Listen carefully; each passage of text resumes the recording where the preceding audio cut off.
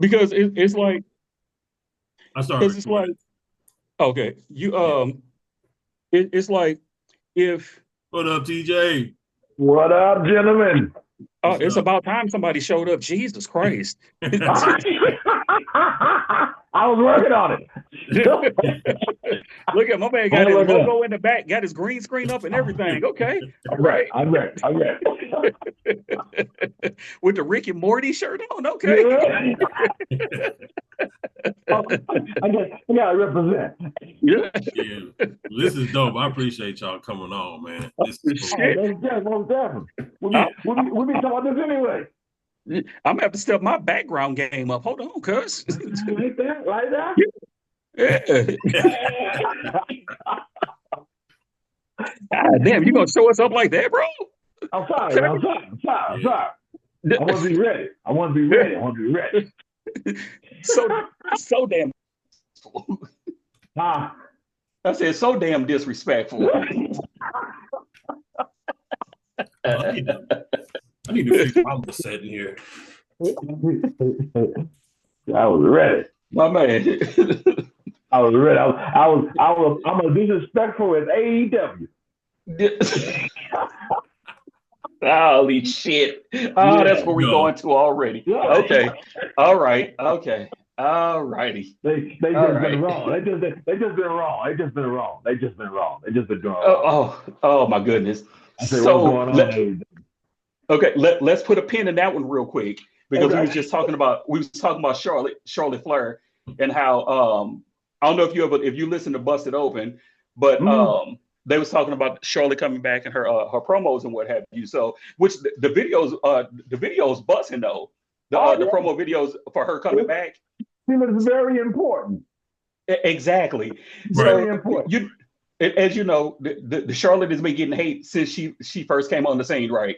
And Yeah. so when they were talking about her on the show, they had people call in. It was like, what's your hang up with her? Because don't talk about it, leave out the fact that she's a multi-time champion and who her dad is. Because if Oh that's the yeah. only thing you got to that's the only thing you Yeah. hang your hat on. What else do you have?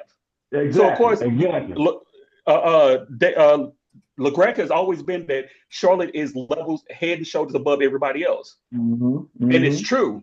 I agree. But people will come in and be like, "Oh, well, she doesn't put anybody over." Like you do realize that she's lost just as much as she's won.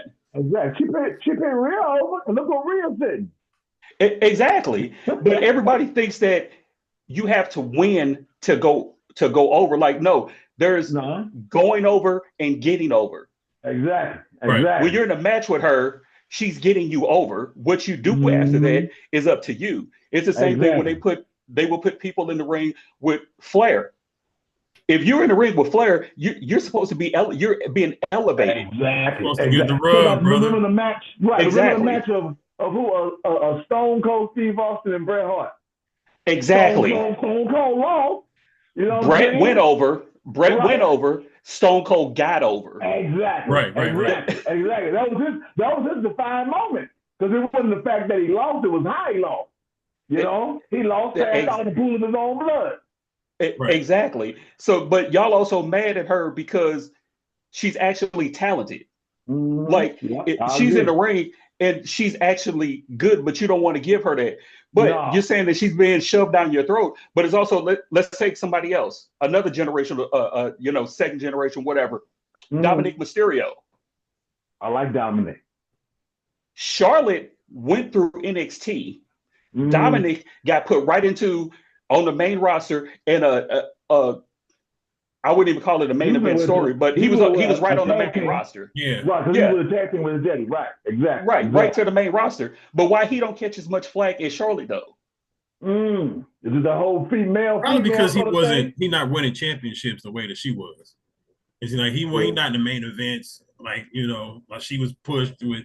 You remember the back in like 2016 when she was having matches with Charlotte, not Charlotte, when she was having matches with Sasha Banks all the Mm-hmm. time, and Yeah, remember that one Hell in a Cell match she had, but I mean with Charlotte, it's undeniable. Her talent is undeniable, but Exactly. comparing the two, I think it's just a matter of where they were put at because they put Dominic in the place so he can get so he can get over. Mm-hmm. So he can get some type of, so he can develop his own, identity from his they dad. gave him a huge rub. Exactly. I said Dominic got a huge rub. Yeah. Exactly. Huge. Yeah, But he got a huge rub. But what if he had actually went through NXT though? Oh. Yeah. He should have went through NXT. Charlotte went through NXT. Yeah. And that's my point. Something. You saying that Charlotte's being shoved down their throats. This is what WWE fans, Charlotte haters, right. She's being shoved down our throats. It's like, no, but she's actually earned her way. Like she didn't even want to carry the Flair last name because she knew what was going to happen already. Right. But Dominic came in with the Mysterio name. So, You said she didn't? Yeah, when she was in NXT, she didn't want to. She didn't want to carry the Flair last name. Yeah, that's just like Braun Breaker. That's why he didn't want to use the Steiner name. I heard that. Yeah, right. Yeah. But it's like he wanted to get over on his own man. Yeah, like this. Exactly. Son. He didn't tell nobody until he had a top movie. Exactly. Then like, oh, that's my daddy. For real, that's your daddy. Like, oh yeah. Yeah. And it's like when you look at him, like, okay, now I see it. Right, but it's like, but with Braun, it's like, dude, we can look at you and tell that you're a Steiner, dude. Yeah, when he talk, he sounds like both of them put together. Exactly. That was undeniable. No doubt. Like, man, to me, she earned it when she be out there.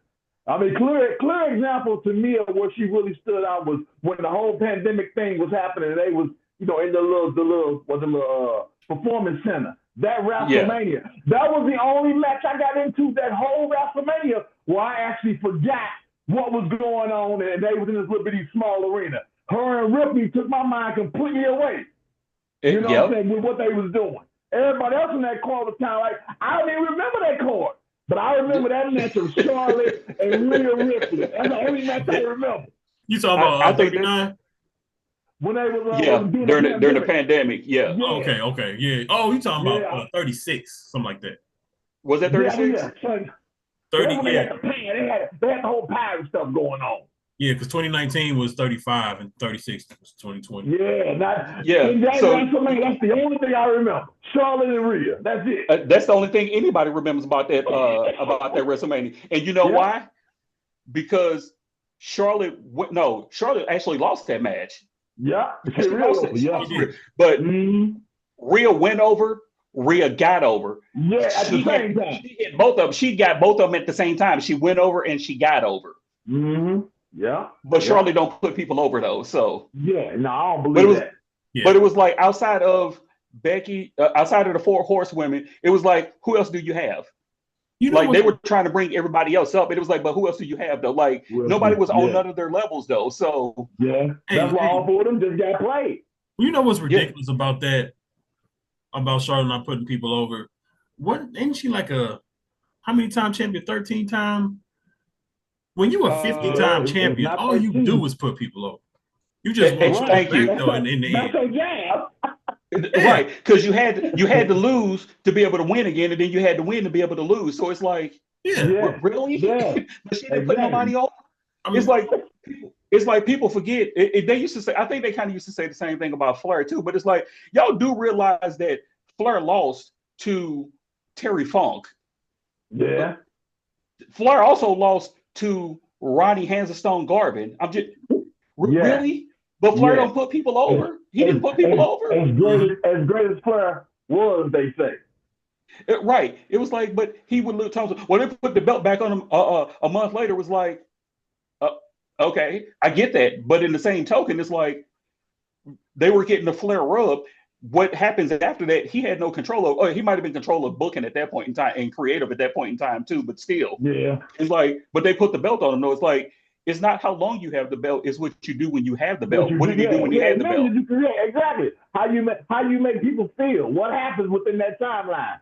Because if don't nothing happen, they're in the title reign.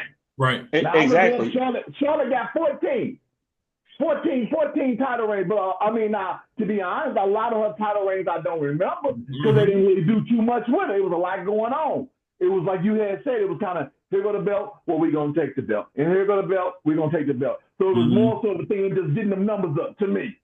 They running the numbers up. They was running the numbers up. They was definitely running. Right, they definitely was. Yeah, I think that's what people mean by her being pushed so hard. Like they were definitely. They running numbers what up. It took Rick to do in 30-something years. It took Charlotte probably about 4 or 5. Exactly. I mean, because think about it. Of course, to me, she's going to be the one to beat Flair's number. I don't think it's going to be Cena. It's going to be Charlotte. Cena said he don't want to break it. He don't want it. And he said he don't want it. Take it. But I don't think Orton don't take it. I think it's going to be Charlotte. Yeah, at this point, either one of them winning the world title, like, what's the point? But they don't need it. They don't need it. Clear what you just said. They do not need it. Right. They don't need it, though. It ain't going to make or break their career. It's not. Why do you think? Make a break. Why do you think Cena has done nothing but lose since 2016, 17? Every time he's come back. When he faced Roman, ever since he's Mercy. 2017. It's like he came back to put people over. And it's like when he was coming back, it's like you knew he was coming in the feud and you knew he was coming back to lose because the pattern had already been set. Like after the first 1 or 2 feuds, like after the Roman feud, it was like, okay, well, we know what Cena's role is, what he's going to be doing. He's trying to elevate whoever he's losing to, but Cena don't put people over though. So But everybody had their time where they had their reign of terror, like Triple H, like the people who were on top. They had to have their run though. They had, but they had to. To me, they had to put some prestige on the belt. You think about it. If I ask you right now, not to bring up AEW, but who is the TBS champion? Ain't it Christian Cage still? Exactly. I have no idea. No, that would be the TNT champion. The TNT champion is the men's belt. The TBS champion is the women's belt. That's the one Mercedes got. Mercedes, Mercedes got 4 belts now, from what I just. Why? Yeah, she 4 belts banks right now. So it's ridiculous, man. I don't know. She had to beat Becky numbers. I don't right. Instead of Becky 2 belts, she's Sasha 4 belts right now. So that's all to not only but to run her numbers up, but they just trying to get as much attention on the company because now she's actually, I think she's starting to relax a little bit because the best match that she's had so far really has been against Chris Statlander at whatever the last pay-per-view was. That was her. That's been her best match since she's been there. So I thought that they were running her and Willow a little bit longer, or at least tease her and Paige due to how that whole thing ended in WWE. Yeah, but run that tried back. To run it back, but it didn't really. It didn't pick up no steam for real. It didn't really stick. It didn't really stick at all. Yeah. At all. And I think I would have liked to see them run with Mercedes and Willow just a little bit more to really play off of what happened in New Japan. So kind of add a little bit more. Oh man, they had some matches. A little bit more to it. Add Willow a little bit more to it. But they just kind of cut it off. Top 5 right now. Play me off, Johnny, and that was it. Exactly. But that's okay. So let's start with AEW because I know Dave said he ain't been really watching it as much. No, I've been kind of in and out of it. Huh? We gotta get them caught up. I mean, give or take, but in the same token. You can't watch AEW for a month or 2 and come right back and be the same shit going on. The Death Riders, from what I last seen, it was Moxley. He had won the title from Bryan. Swerve was doing something, and it's pretty much the same thing. I've kind of been looking at like Ricochet. He came in and he had a thing with Swerve. Tony Storm is back to her rocker gimmick, which I don't get because Timeless was fucking great. She just went back to Timeless. Yeah. Oh, she was playing a role. She was playing a role. The amnesia character was part of her Timeless character, which it was just a branch off. So she just circled, but they did it on Collision though. Wow. Yeah, Okay. exactly. Why did you do that on On the Collision? big stage, right? To say, Why would you do that on Collision? It was like How did she go back to Timeless? Was it on last night. last night. Collision? Yeah, Oh, I don't watch Collision. yeah. See, I don't think nobody. I thought nobody watched Rampage, but it's more or less people are not watching Collision. But with AEW, this is besides not having a creative team, and it's just everything that he's written out that he's been writing since he was like 12 years old, whatever it may be. Dude, they run through stuff so quick though. It's like I don't necessarily need. I don't need it to be 6 months. I don't need it to be a year. I don't need it to be 3. At least give it 3 months. Just like with the exactly from pay-per-view to pay-per-view. Not it started on Monday and it's over with on Friday. Like you didn't give it no time to build. Sometimes the same night. Exactly. That's why I was. I was about to circle back to that, like with Osprey and Omega. That should have been from the time that Omega came back, or at least this past week when they set it up until the pay-per-view, which is in what, like 2 weeks, 3 weeks, something to that nature, whatever it is.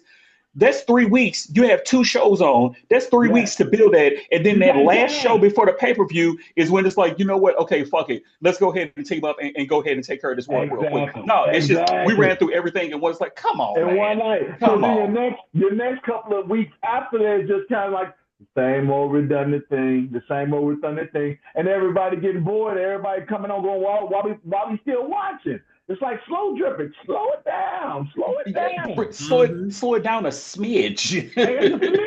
And I always say, it reminds me, remember when Swerve and Hangman was going at it, right? And Hangman burned his house down. Like the crowd was really hot into that.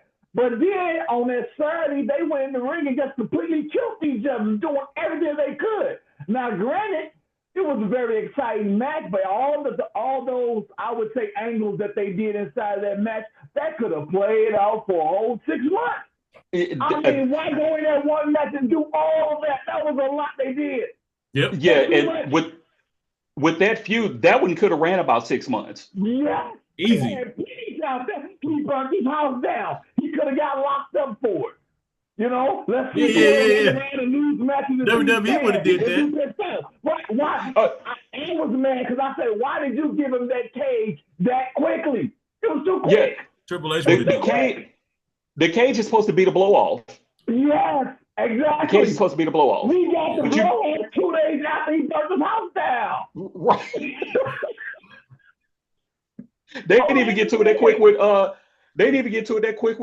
Randy Orton and Bray Wyatt, for crying out loud. Like, God damn. Exactly. Like, slow it down a little bit. I mean, they dropped each other on center blocks. They hit each other with the stapler. Man, he stuck a needle in his mouth, and they beat the sleeves off each other. Like, you could have did one of those spots every week when you went off there. That would have made all of us go, I got to watch next week because I got to see what's going on. Right. But to exactly. me, you all that in one match, why? To me, they were your biggest stars at that time. Everybody wanted to see Hangman and Swerve. That was it. Everything revolves around them from now on. Somehow you got to get the title back to them to kind of add a little bit more flame to it, but it was good when it was. Yep. And 2 things on that. So when Paige came back, it was like they knew what they wanted to do with him, but they really didn't know what they wanted to do with him. So you got him angry. Yeah. But he's picking fights with faces and heels at the same time. It's like, so is he gonna be in the gray area? Is that what he's doing? No, but then on top of that, he's gonna be the killer. Exactly. It's like I hate the buckshot Larry. I do. It's Jesus Christ. That's worse than a Cody Cutter, because it's like I'm standing there waiting for you to fucking do it. Like what? I'm out already. Get it over with. Right. Like, you see him out there and he get ready to do it. Like, I'm just going to stand here, wait for you to flip over the top rope and hit me with a running clothesline. Come on now. It takes too long. We on time to stay. Just hit him with the Cody Cutter. The Cody Cutter. You got a 6'3", 200-pounder running, trying to springboard off. And then as he's looking back, are you talking about?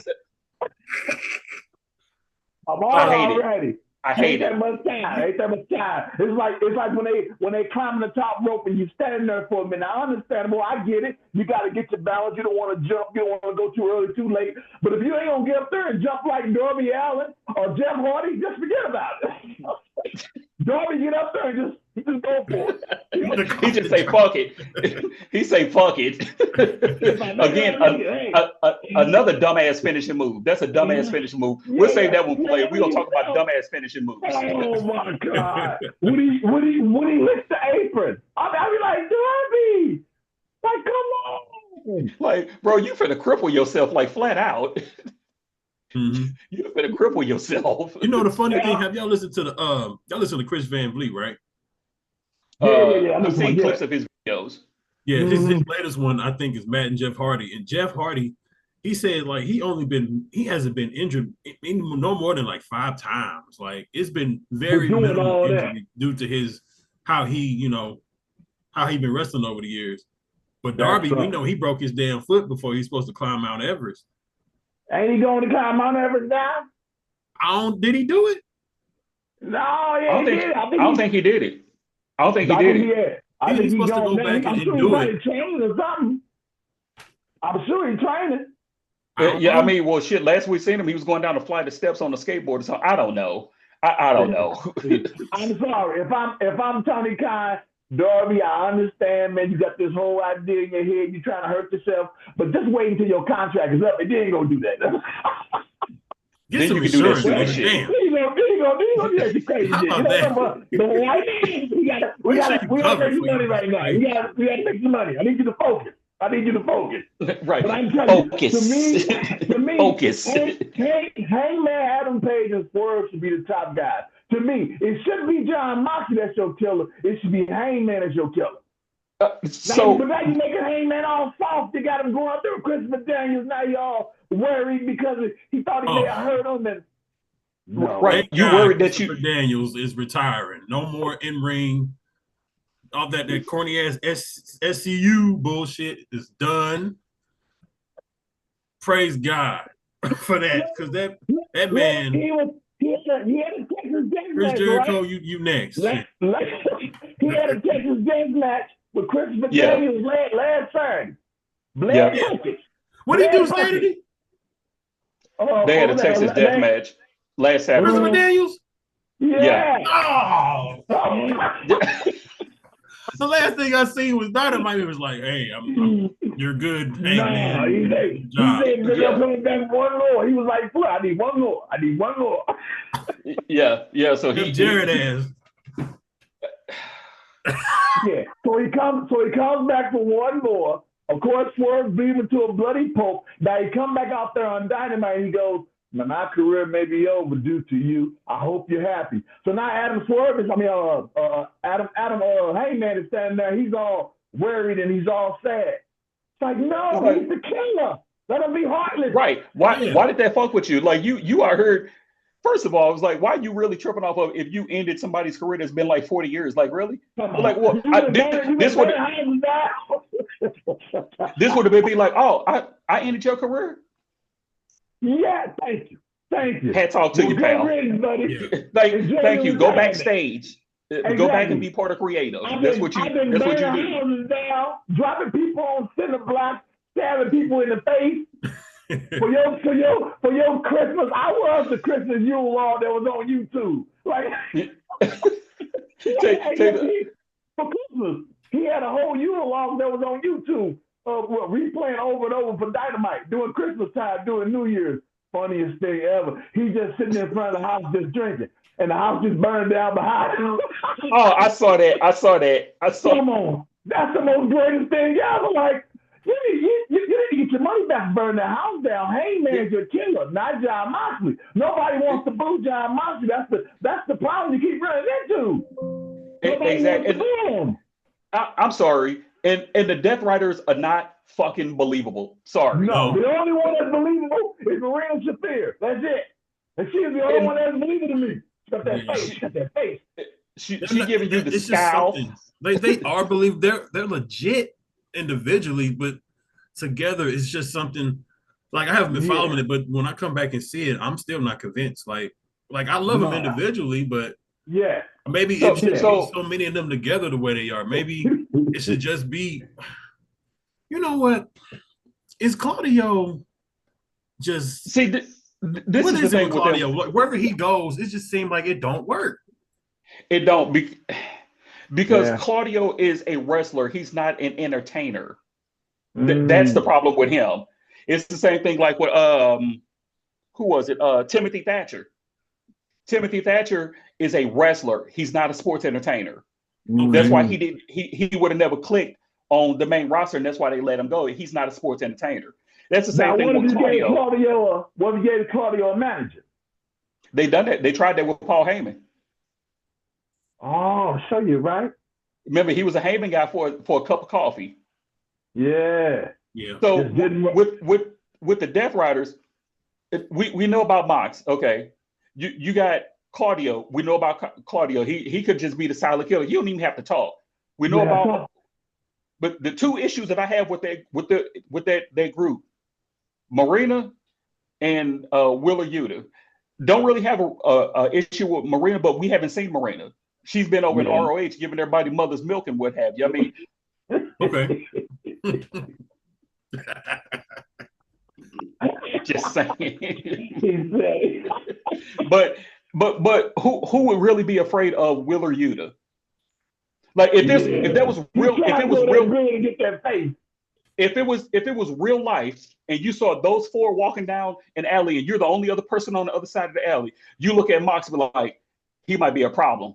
You look at Marina, it's like, she a girl. She looked like she's gonna be a problem too. Hence the nickname, the problem. That's okay. That's fine. I'll take that. Right. But then you look at Willa Yuta, like, bro, you look like a wrung out mop. What are you doing? What are you doing? What are you doing?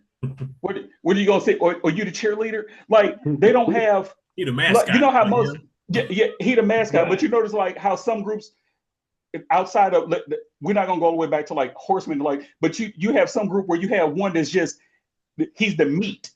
I guess that would be Claudio's position, but Claudio, pound for pound, one of the strongest men in the business. But on the other side, he's not big in stature, give or take. Like give them like somebody like Brian Cage. I was just gonna say Brian Cage. They don't use Brian Cage.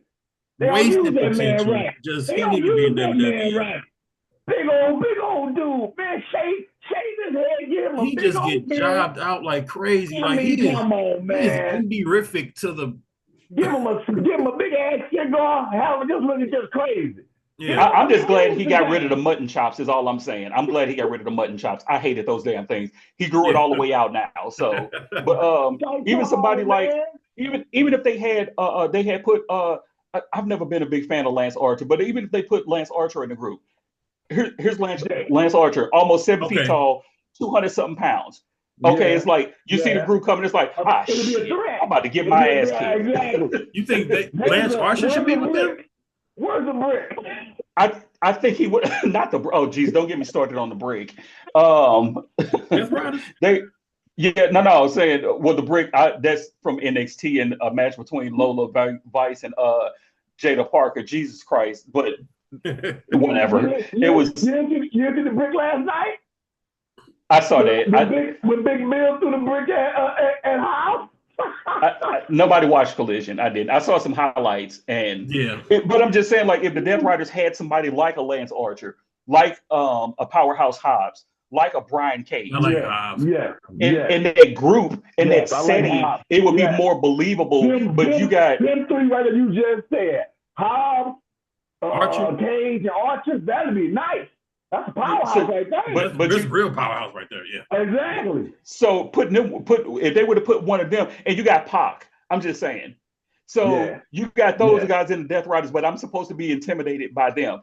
If they had like a Lance Archer, Brian Cage, or Powerhouse Hobbs, or even a Big Bill, okay, now the dynamic of it changes, the aesthetics of it changes. It's like, oh shit, I'm about to get my ass whooped now. But you look at them, you got Pac, Willa Yuta. I can take him. I'm gonna take him. That's why you had Action Andrade went out that time and stand on the top rope like he was Superman. So enter the cruiserweight division. So boy, he was like, boy, Moxie, boy, you better watch your back.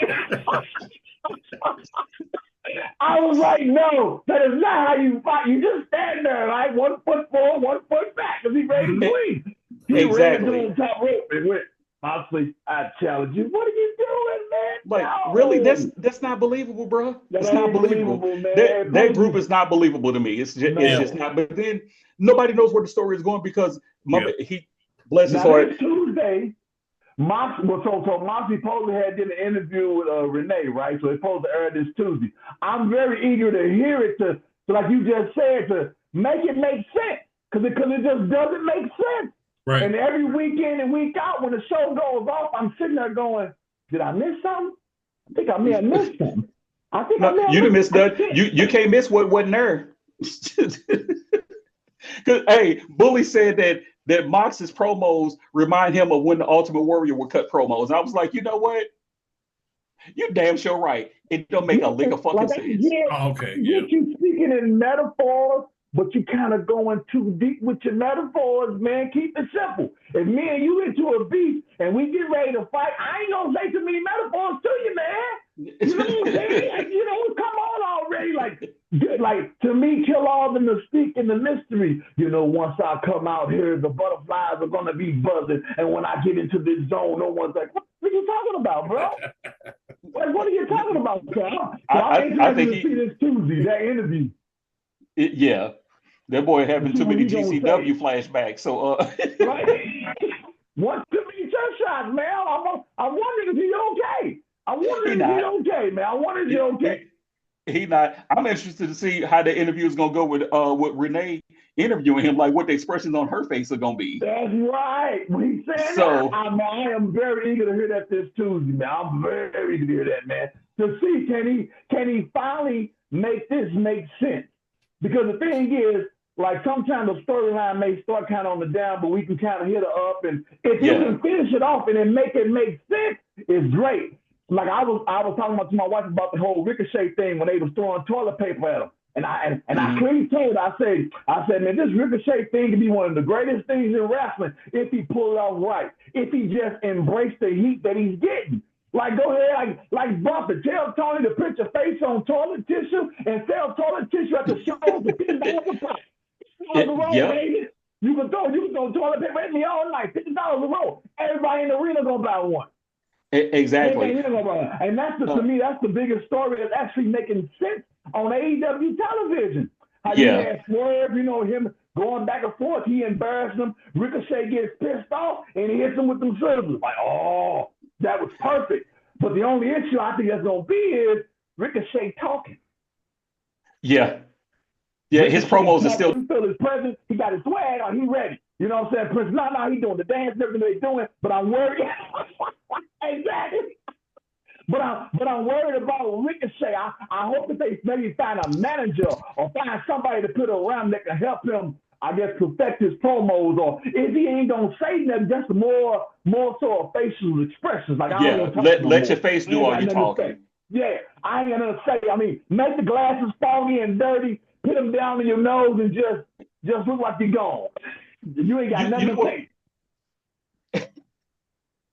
What cracks me up is when he first attacked Swerve, 2 weeks ago? I think like 2 weeks ago. That boy did the whole damn thing with his glasses never came off. The glasses never came off. I'm hollering. I was like, because his dude said what kind of glasses are those? Right, they were strapped on tight. Man, he had some. About 2 weeks ago, when Ricochet kind of fully embraced the heel turn after catching so much heat and what have you, he attacked Swerve with a pair of gold scissors and what have you. But the whole time a man did it, he had on a suit and some glasses. The glasses never came off. Never came off. Stayed on. Like he didn't have to adjust them or nothing. Just like the Rock would do. His glasses never fell. Right. Yeah, never came off. Like what kind of rock bottom your ass? Shade still on. And I was also surprised. No, I was just gonna say I'm also surprised that his nuts didn't bust out that little tight ass suit that he had on too. Like, bro, that suit thin than a mug. No, like that motherfucker stingy.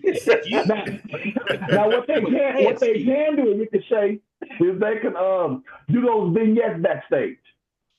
The one they did like on Dynamite when he had to go up to Nana. Yes, either like that or how they shoot Darby Allin. Like, don't give Darby Allin the mic in the ring, but shoot them little vignettes, those little promo style little clips backstage with them, or shoot it out in the parking lot with them, or somewhere like that. Because I think that they're more comfortable with doing that versus being out in the arena and talking and all the people yelling. You know what I'm saying? So I think do Ricochet that same way. They should have him backstage talking where they playing a little eerie music, and he's talking about why he's mad at Swerve and how he was bullied as a kid, and just completely just going through that whole thing. You know, so they kind of build his character to like what you said. He ain't got to say nothing. Yeah, you know, when he come up to the fight. Yeah, I've seen pictures of when he was younger. I see why he was bullied as a kid. So he got the long hair. You seen that picture of him in Triple H? Hey, that's money. To me, that's gold right there. You have Swerve come out and show those pictures, and everybody laughing and stuff, and they just use his character more and more and more. Just embrace it, man. Yeah, exactly. But it's also a turn. It's like who had it on their bingo cards that Ricochet would start getting booed and end up turning heel? Not me. It wasn't in the bingo cards though. So I didn't see it, but I'm glad it happened. He needed something. He just couldn't come in and be good old flippy, Ricochet. And now, his do you think? Go ahead. I'm saying now, do y'all think that his style needs to change as far as him being heel now? Yeah. Agree. Yeah. Needs to adjust it a little bit and make it a little bit more ground based, and put all your flippy stuff in there when you feel like the crowd is kind of dropping out of it, then do a move to bring the crowd back into it. Cocky and arrogant though. Yeah. Y'all remember when Pac, when he had first turned heel, when they was in the cruiserweight division or whatever, and he wouldn't had Arrow. Oh yeah, he wouldn't do it. He would tease it, but he was like, nah. Then he did something. Like that. And you say what's that? That he do that for the 450 or whatever. Keep that for special occasions, baby. Pull that out in big pay-per-views and big shows, and then just boom the crowd. You know what I'm saying? But he's playing like the little chicken shit here where he running and scared and stuff like that. So don't pull out your moves. Now I hate it. The next week after that, when they put him in the gauntlet match. Okay. I was like, why? I said, why? No, we don't need to see him at all. No, didn't need to see him. He's trying to murder Ricochet. Now you're going to give him a title shot. Yeah, didn't need to see him. And that's the one, again, that's the one thing that pisses me off about them, because they burned through everything so quick. Like, when Bobby Lashley came in, he's feuding with Swerve. They had one match. Wait, we done already? Yeah. That's something that could have played out for like 3 months. They actually could have incorporated Ricochet into that, because it kind of seemed like they was teasing Ricochet joining coming. They was gonna bring him into the Hurt Syndicate. Yeah. It felt like that's where they were going to with it. He should still go. Yeah, but then it was like all of a sudden it was like he impressed MVP and them now. You know what I'm saying? Exactly. That'd be nice. Exactly. So it was like y'all got away from that too quick. Let's go back one even further. The match between Hobbs and Mox for the title was like, but he had one match and then you already off, but he's off to his next feud with Big Bill. Not like what? I was wondering last night. I said, hold on, when did Big Bill get into it? See, once again, when I watch AEW, I said, what did I miss? Did I miss something? Like they turn the page quick as shit. like he's running up as fast as he can, and I get it. It's an alternative, and like you said earlier, they ain't bleeding stories out like the WWE doing, and that's all cool and everything, man. But let's end what's going on, and then let us know that you're moving on, because you're doing things so quickly to a point to where we see people, everybody's into them, and you just pull them away. Like my boys the Outrun. I love Outrunners, man. You know, Truth made them and turned them out. They're my guys, man. Hold on. They're my guys. Oh my God, they're TJ, my guys. I just thought to myself, when you said the alternative, what does that even mean anymore? Oh. I think it means that you don't have, like WWE, you don't have long drawn out stories that take months to develop, or it's not a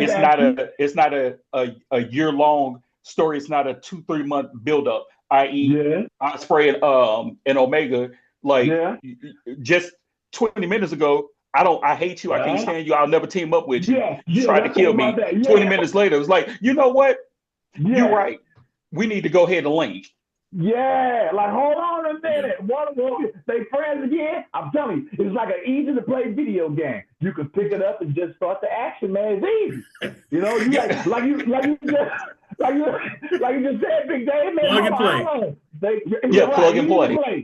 Yep. You know, and that's it. It's like you were saying earlier, but I ain't watched AEW in a minute, but I can just jump back in at any time. And it's like, oh, okay, and just go right back. I ain't got to look at no clips on YouTube or look around like that or ask no questions. You get right back into it. Because like you said earlier, they run through the storyline so quick. Bring us back to the Kenny Omega thing that happened on Wednesday night. They come out there. They all hot and they hostile at each other. They going back and forth. I'm like, ooh, somebody gonna punch somebody in the face. Don Collins come out, and before, like he said, 20 minutes later, I trust you with my life. And me and you are going to wrap this thing out and destroy these bastards. I'm like, hold on a minute. You just said I wouldn't trust you something. You trying to stab me? They could have got to that part by the time Revolution came around in March. They could have got to that point. Exactly. Draw it out. Because fans need, I know me personally, I need a reason to keep on watching. Exactly. So Revolution is in March, right? Yeah. Okay, so you got 6 weeks to build to it. And the last 2 weeks is when you should actually have them coming together. Like, you know what? Probably was wrong earlier. We probably need to link up because 1 week I'm getting my ass kicked. 1 week you getting your ass kicked. 1 week we both getting our asses kicked. And it's like, and 3 weeks out, you got one saving the other. 2 weeks out, you got one saving the other. And then the week leading up to the pay-per-view is like, now we coming down at the same time. It's like, you know what? Boom, we back. We back. We hitting the... Tony said you getting your... Right. Tony said you getting your payoff. Tony said he giving out payoff the same night. You ain't got to watch next week to see what happened. I'm going to give it to you tonight. But I can understand that fast pace, but you also got to think about you ain't going to have that much emotion built up behind it. Why am I watching? I'm not invested. Exactly. Meaning because you can't, to me, you can't only just think about the people that's also in the arena, but you got to also think about the fans that's watching and the new people that may be watching. You got to give the new people, you got to give your casual a reason to say, come back next week. You got to think about all three of them. The people in the arena, your regular fans that's watching, and your casuals that just maybe turn the channel. Yeah. And that's the part that I don't think is clicking with Tony just yet, because he don't. I think everybody behind who's probably working backstage, they just yes man, and they there to collect the check, make sure that they get paid every week or every 2 weeks, or however they get paid. But what about this this lady they had hired who was a Hollywood writer or whatever? Y'all know what I'm talking about? I think they hired. I heard about that. Judging if that happened, judging by everything that's been going on, she done got fired already. So they just back to square one. They went to square one. So she kept with the same so you just gonna throw everything to the wall and see what sticks, huh? It's like come on, man. Come on. You got to do better. Like y'all just got this new deal on Max, which is a lot more ready available for everybody to watch now, because I was supposed to be that should be exciting to do something with, I would think. Exactly, because now I can watch it a lot easier as opposed to trying to stream it and what have you. Because I don't have cable. We cut our cable. We cut the cord. I don't know, like 6 years ago, some shit to that nature. So I pretty much stream everything. Right. Exactly. So, we have Max. It made it much easier. Bam! It's always good. Exactly. So it's like y'all just got this new deal, and it's like, so y'all just gonna keep going with the same formula. Like you got people tuning out you got too many people tuning out. You got to do something to bring them back in. And Exactly. they made a good point. Like AEW now is kind of like how WWE was just a few short years ago, because folks, those WWE fans act like they've been hot this whole time. Like, no, brother, y'all had a period there where it was like it was the a late chore to 2010s, watch. the late 2010s, mid 2010s was rough. Yeah, it was brutal. It was like I was like, Yeah. I just watched the highlights to see what happened, because nothing made me want to tune in. But they was in such a wash and repeat cycle. It's like, we know what's gonna happen. Yeah. You can call it right. You can call everything step by step how it's gonna go. Step by step, I already know what's gonna happen before it happened. It's like I just watched the pay-per-view. So like it's just like with the what happened this Wednesday on Dynamite with Private Party and Hurt Syndicate. Everybody knew they was gonna win.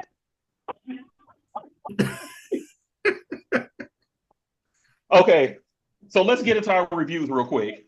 Let me look at my notes real quick. Okay, we got notes. We're prepared. Okay. Wait. Oh, the hat backwards. We gotta say a prayer. No. So go ahead, y'all just made Private Party. You made Private Party a transitional tag team champions, and you literally just shitted on everything that they did to get these titles. Yeah.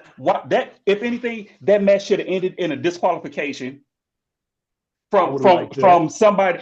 At least carry it over. You made Private Party look like straight chumps, and they got beat down. And you did nothing for them. You literally just killed their characters. Yes. I'm sitting here and I'm watching that. I'm like, they ain't cool no more. Right, and it's like they've been tag champions for what?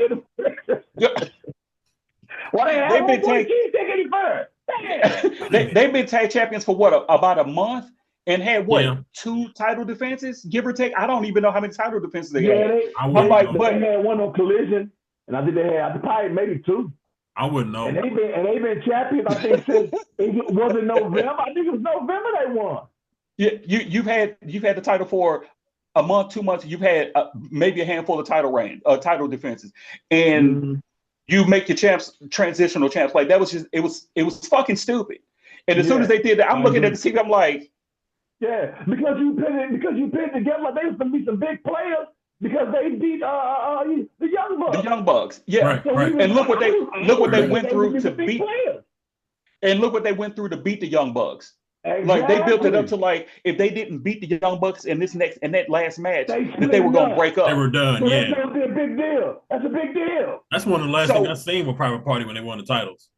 And that was pretty much a dead giveaway that they were gonna win the titles. Like, if we don't win, we're gonna break up. It's like, okay, predictability, whatever. You watch wrestling long enough, you pick up on those. Right. What you gonna do with them if they do break up? Right. Because you got a bunch of singles running around already. So, too much already. But we already, but like you said, we already knew Shelton Benjamin, Bobby Lashley, them coming out there, that they ain't gonna walk back to the back without them championships. But why even put them in that position? Exactly. Now, granted, I'm glad that they didn't insert Bobby and even Shelton right into the heavyweight title picture, because you've done that already. Same thing like with Adam. Same thing with Cole. Cope. Same thing you did with Cope. Like, so why you calling yourself Cope? I don't know. I don't know. I don't know, man. But I ain't get that. I don't get it. I always feel like I missed something. Every time I watch AEW, I be like, well, what I missed? Why you calling himself Cope? I thought he was Edge. I mean, not Adam Copeland. Adam Copeland. Like, Adams, maybe? Probably, I can see that, but Adam still, Cole, you went with Cope though, like, not Copeland, right? Not Rated R Superstar Copeland. You just went with Cope. What? I'll just call yourself the Rated R Superstar. That'd be okay. Right. So, but I'm like, take whatever, her business part. What? So we already talked about the whole Ospreay and Omega and the Callis family. I thought that again. I thought it was a good opening. You burned through it already. It was. I agree. Now I don't want to take that away from it. It was a very, I guess you could say, very energetic, interesting opening. Now how that whole angle ended was kind of like, oh, they cool now. It kind of, to me, it kind of took me back down. But I was at a high when that was going on because it was something different that they don't normally do. Right, they started the show high, but then they ended the show. But wait, before we get to that other bun, before we get to that bottom bun, Tony Storm, best character in wrestling, flat out. Yeah. Besides Harley Cameron. Yeah. Oh, what about Julia Hart? I like Julia Hart, but in the same token, it's kind of, you kind of know what you're gonna get with her already. Yeah. Yeah, I think she has one of the best entrances on their roster.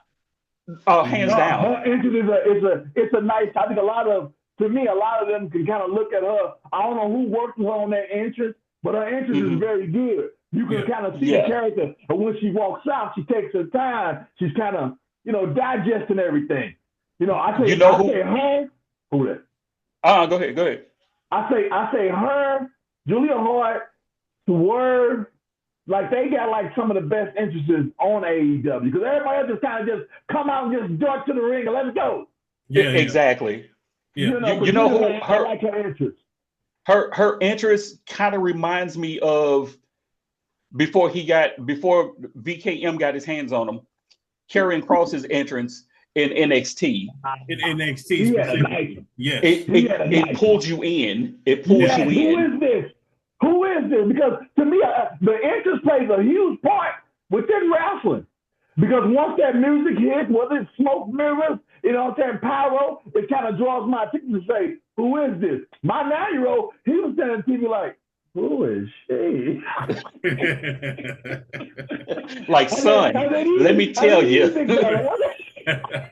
Let me tell you. Easy big fella. Like, damn. Who is that? Like, yes, sir. What's this tingling sensation I'm feeling, Daddy? I've never had this type of feelings before. Hold on. Why's she making me feel this? Am I going through puberty, Dad? Is that what I'm actually? It's like, wait, I gotta go to the bathroom. I'll be back.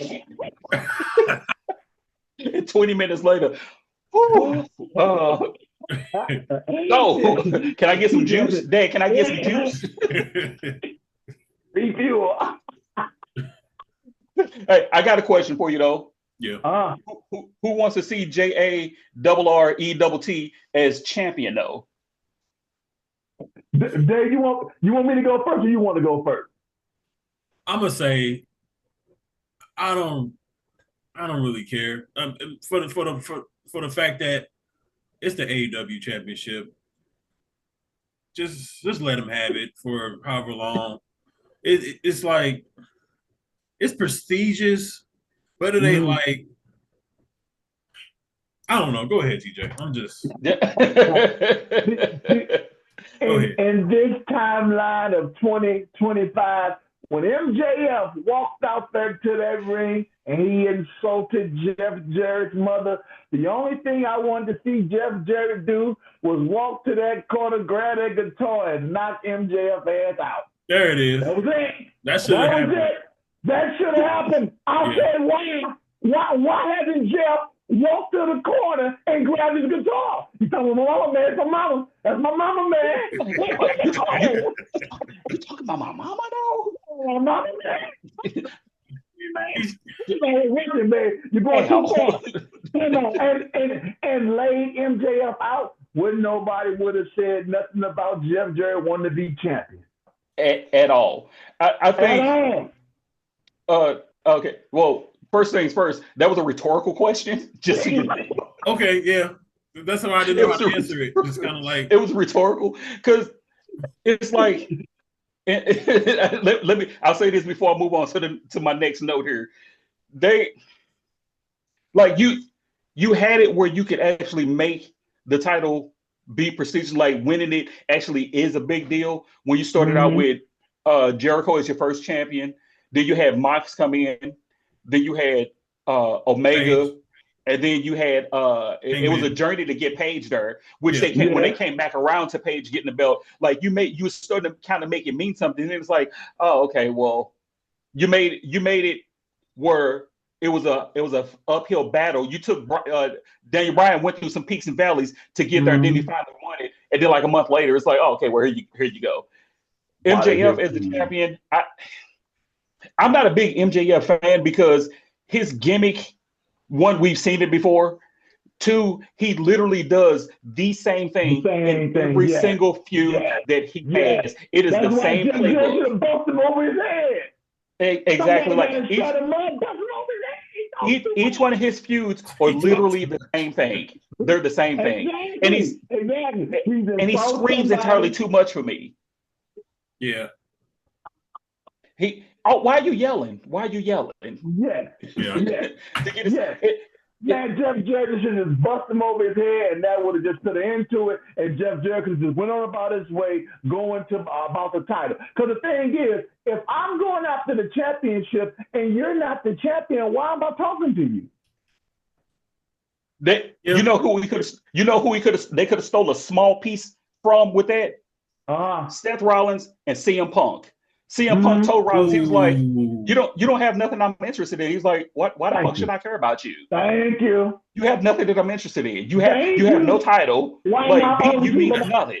And that's the distinct difference. Why what's that for?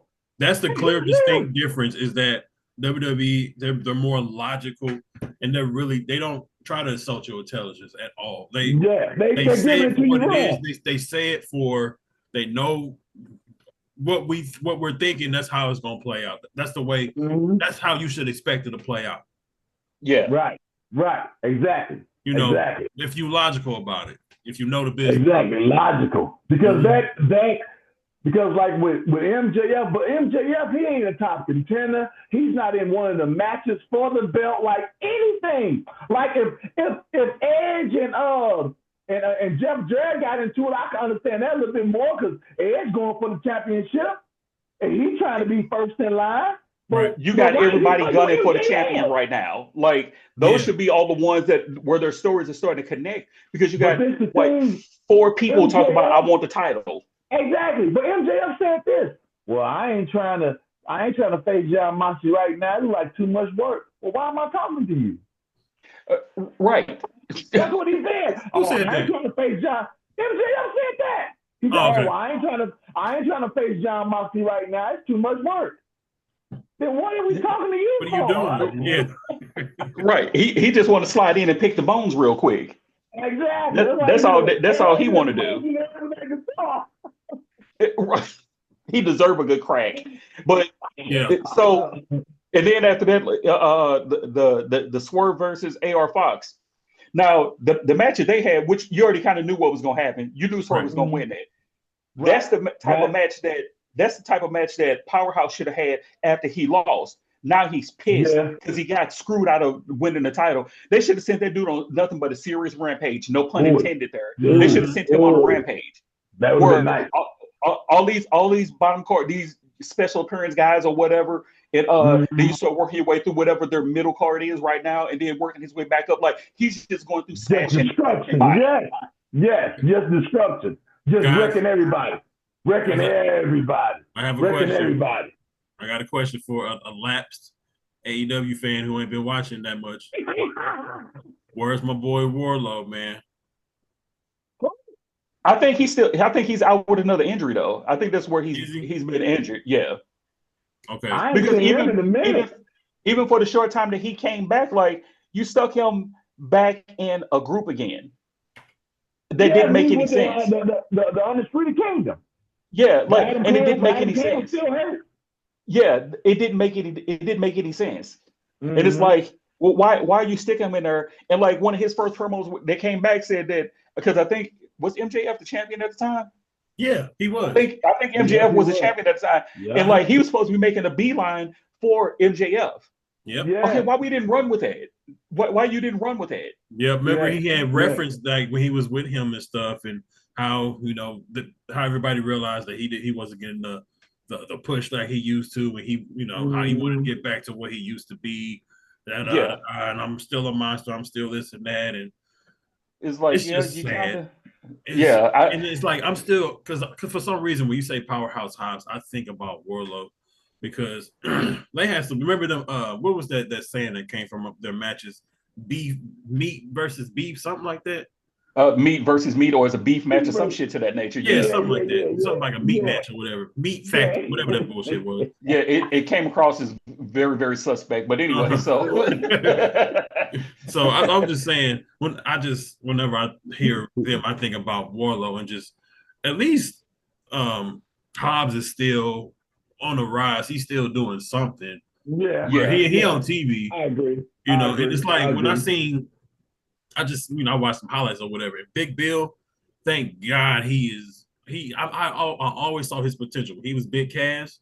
I always saw his potential to be what he is now, and I'm glad because he had some setbacks. He got into alcohol and unfortunately, but he overcame all that, and I'm just I just see the potential in those guys, man. it was a good thing that he didn't get washed out by the business at such a early age. Yeah, because he's still relatively young. I think he's like in his early 30s, so he's still relatively young in the business, right? Give or take. So. Thankfully, that didn't derail him, and he didn't go down, as Jim Ross would say, the proverbial rabbit hole there. So, exactly. I need them to get him away from Chris Jericho though, because I don't care what nobody says. When you're with Jericho, it doesn't necessarily it's not necessarily a good thing. The vortex. The Jericho vortex. You would get sucked in. Exactly, because that goes back to going over and getting over. Who is he getting over? Yeah, stupid hi guys catchphrase. Right.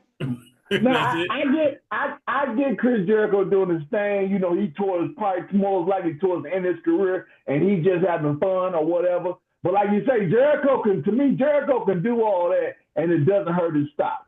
But like you just said, he got the two young guys with him.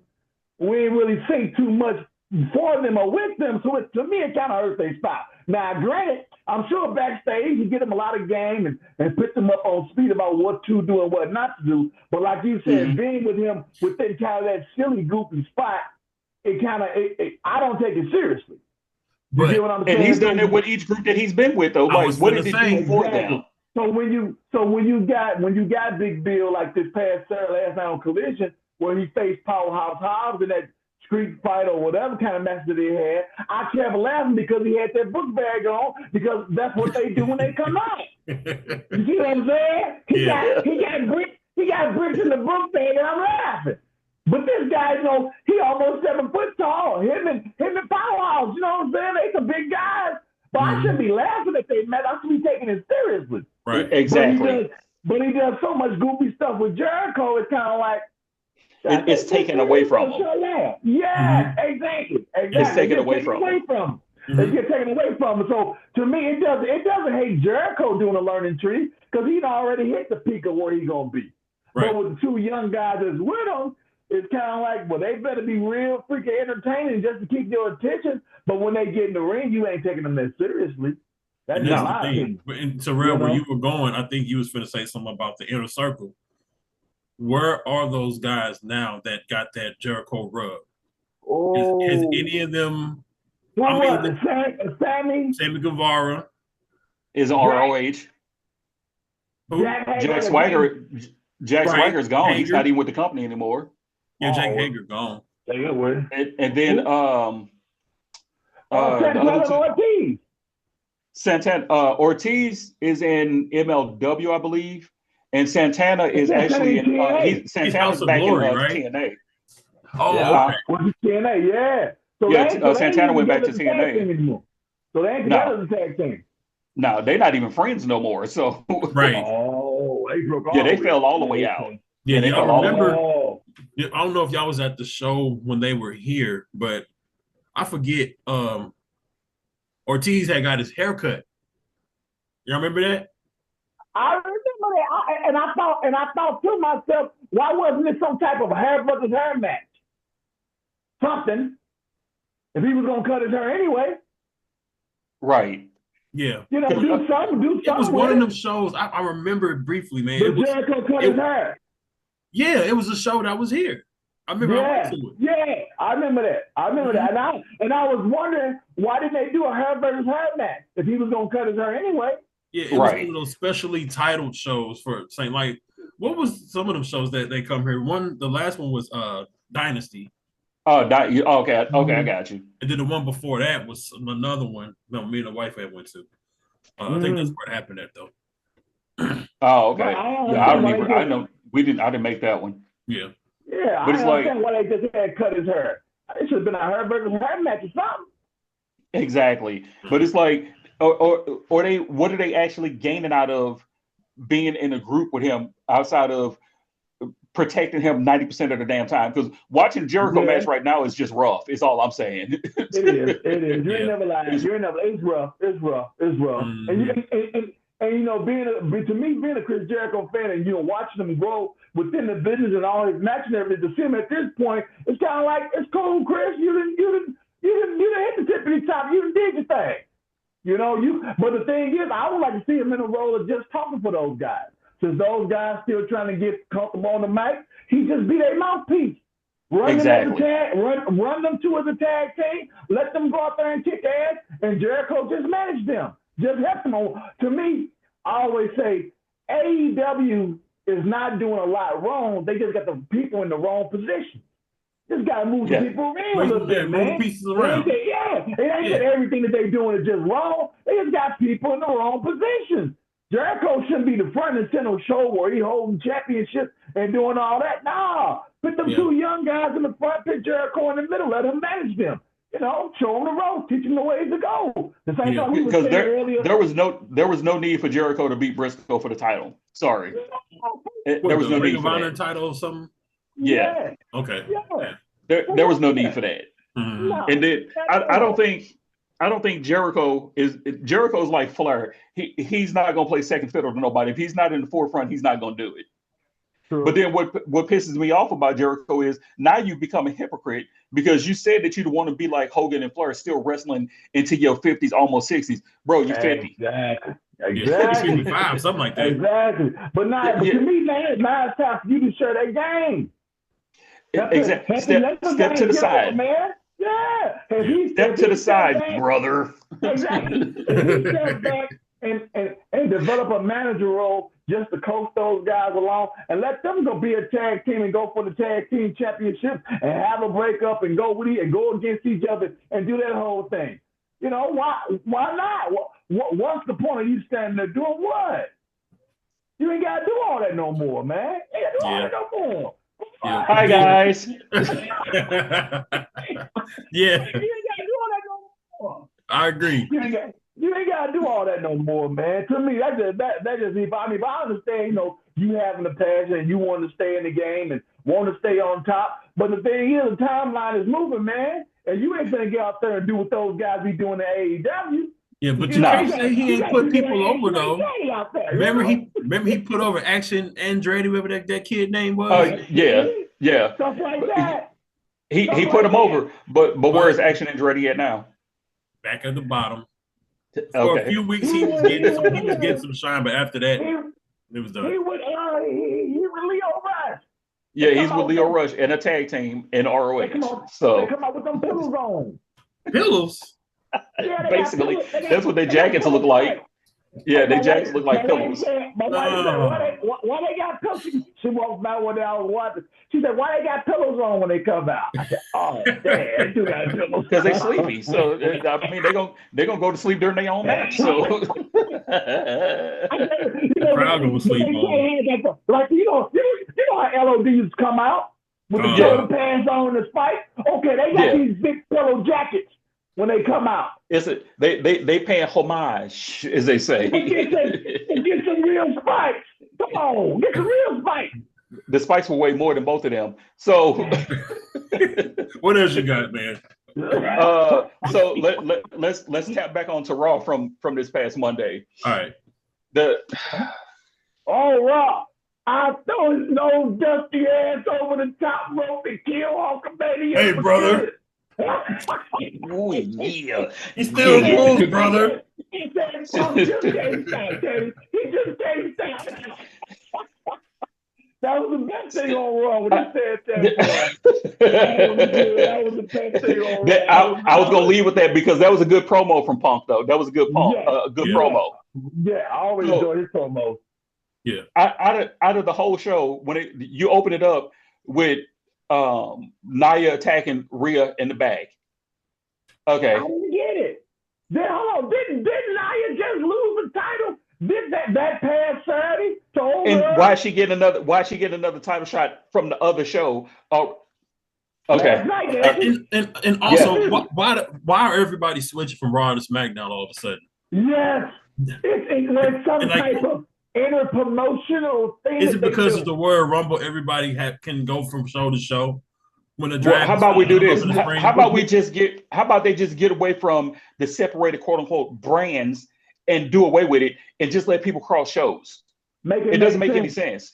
Exactly. Yeah, make it make sense. All I gotta say is we got $1 billion deal with Netflix and they won't wrestle us, and we got $1 billion deal with Fox and they won't wrestle us, and we gotta please both of them. USA now. It's USA now. They own USA. I'm sorry, USA. Yeah. Fox said they wasn't getting a return on their investment. That's why when that contract was up, they was like, "Oh." And why the hell is SmackDown 3 hours? They want to give you more for your buck. Because they signed that they signed that big ass contract like they did with Fox. Man. Yeah, 3 hours is too much. It is. That's a lot. So that's what over 6 hours in one single week, not including NXT. Exactly. Yeah. So, but then don't get me wrong. I like my man. When he came out on Monday. Hey, the crowd was hyped. When Michael Cole got up and dabbed him up, I popped. He did his white boy yeet. Like that. Looking like a goof, but it was still funny though. Only Cole can do it though. It was entertaining. I enjoyed it. I like Jay. Jay's not a world champion. Sorry, he's just not. Okay. Top. You just said Jey Uso. Okay, my frustrations with Jey Uso and the way they got him right now last night pissed me off when I watched the main event because he lost again. I'm like, why do they keep putting him in this spot if he just gonna keep on losing? Now, granted, it's interesting to see him chase, but just have him chase. Don't actually give him the match. Exactly. Well, I'm gonna say this: he could be world champion, probably not WWE champion. Okay, I'll give you that. Okay. I'll give you that. Okay. Let's get back to this one though. Why haven't they spun him back around to chase the title that he lost to Braun though? Oh, the Intercontinental title. That is true. Because they had him drop it. That is true. No, he dropped the title, they had him drop the title so that he can be a part of War Games with the Bloodline and Bloodline 2.0. Right. Why did they not just have him circle back around to get the title that he lost? Because now his line should have been, now I can concentrate on the real business now that I got this family shit out the way. I want my IC title back. Yeah. Okay. And then he wouldn't have to keep on chasing you and put that title back on him. But they probably ain't gonna put a world championship on him. At least I don't think so. Yeah. Maybe this year. I think it'll happen this year. Or if it does happen, I ain't thinking WrestleMania. Just for that pop. Yeah, just for that pop. Yeah. So we can interweave Saturday Night's main event in with this one. So, Nia and Rhea, we knew the title wasn't gonna change hands. This was my thing about Saturday Night's main event with the title matches. None of those titles were gonna change hands. Right. No title was gonna change hands going into the next two biggest pay-per-views, which is Elimination Chamber and WrestleMania. Exactly. You got Royal Rumble coming up next week. You know that winner is going to challenge for whichever title. Guaranteed it's going to be somebody from SmackDown to challenge Cody. Whoever wins Elimination Chamber, if they don't have Walter, I'm not calling him Gunther. His name is Walter. If they don't have him defending the title in Elimination Chamber, that winner is going to challenge him. But also, you got fucking Money in the Bank in there. So there's 3 opportunities, which I still don't understand to this day, that you have for somebody to get a title. No, the chamber. Yeah, you got the Rumble next. You got Elimination Chamber. You got Money in the Bank, and then we got Mania. Wait, what? Money in the Bank for how long? That's supposed to be in the summertime. Oh, did they move Money in the Bank to the summer? Wasn't it? It's always been like that. You know what? You're right. You're right. Yeah. But still, it's after Mania. Yeah. Okay. But you still have like multiple opportunities. But it's like right to get in. Yeah, you got multiple to get in. But it's like you knew that Rhea Nia. You knew that they're not going to take the title off of Rhea just yet. They just put it back on her. That wasn't going to change. That's for her. That's for her and Charlotte at WrestleMania. Tiffany Stratton and Charlotte at WrestleMania. It could. I wouldn't want to see Charlotte and Tiffany though. The more interesting matchup will be Rhea and Charlotte. Rhea, but she ain't got her hands on Tiffany. Ooh. This is true, but do you want Tiffany dropping the title to Charlotte already? No, but you getting Charlotte at WrestleMania and one of them championships. Yeah, one way or another. This is very, very true. It's something. You don't get her. Get in there. Boy. You get Charlotte for what do you want? You get Charlotte. So we had Rhea won. You knew that Braun was gonna win because again, Braun's had 4 title defenses in the 2 months that he's had the belt back. 4 title defenses. Yeah. You knew Gunther was gonna win. You knew Walter was gonna win. Huh? I said he wasn't going. I said I was tomorrow Braun. He wasn't gonna lose to Sheamus. No. Right, so right. How many you knew that title. No, right. So is he ever gonna win that title? Probably not. Yeah. Because here's the thing: you already took it off of Braun once to put it back on him with the same guy who beat him for it. Mm-hmm. What would be the point of having him lose it again? First of all, he needs to have more title defenses than 4 title defenses in the last month. Yeah, because I ain't seen that much how they was pushing him last year. I saw him a lot. He's been in the audience. Look, Intercontinental Champion, whatever title he got. Oh, Braun Breaker's in. Why is he in the audience and why is he not defending the title? Yeah, exactly. He hanging out. He's just hanging out. He's just hanging out. He's just hanging out. Yeah. Took him a little time off. We already knew what it was going to be with Walter, but let's talk about the contract signing. All right. Oh, Cody Rhodes and Kevin Owens with your boy.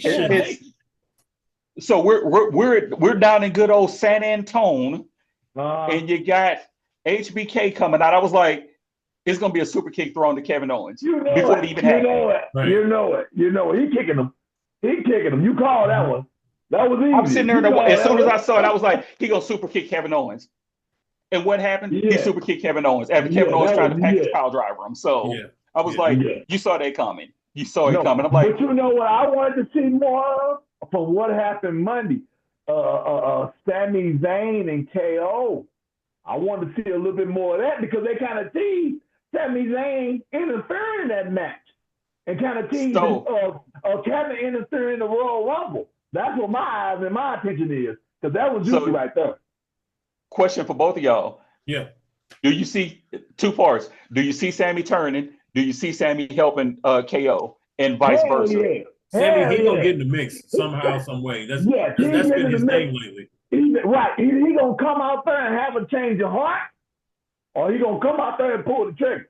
Now I'm betting on it. I'm hoping and praying that he pulls the trigger and super kick or Kaluma kick is better. Haluma kick Cody. Haluma kick, yeah. Haluma kick Cody and help KO claim that championship. On accident, he hit Seth at the end of the show. Yeah. Was it an accident? Right. Yeah. Was it an accident? That was true. That was true. Was it an accident? He came out there and he kicked Seth to the ass. But I like to see him and Seth be nice. They have good chemistry together. Yeah, they do. Yeah. But that Kevin Owens, man, the way he was talking to Sami Zayn, I was like, oh, that's good right there. I see them helping each other. Yeah. I see Sami helping KO win, and then somehow Kevin helping Sami win the Rumble. But then where does that leave? Where does that leave Punk? Where does it leave Seth? Cena. I don't think Cena's gonna win. I don't think he'll probably be like in the last 4 or 5 people. I don't see him winning though. Yeah. So That's not what he's there for. So yeah. But the thing is, that's not what he's there for. people they don't need the championship for you to be interested in their match. Nope. Yeah. They don't need it. Okay, so let's just move to Cena real quick. So do y'all see him face? Who do y'all see him facing at Mania? Is it Randy Orton? Is it just somebody? I mean, because I've been reading that it's supposed to be Logan Paul. Oh, that goofy dude. Yeah, it's supposed to be Logan Paul. I was like, I don't exactly. Yeah. Exactly. But somebody that's supposed to be a full-time WWE talent, you haven't seen him now, have you? And he was like, well, if they pay me this amount of money, then I won't do this fight. But if they don't pay me, I'm gonna go ahead and do this fight. You won't see me for a while. Like, wait a minute. No. Doesn't that completely contradict what you just said a couple weeks ago? Exactly. You said you was prime time, baby.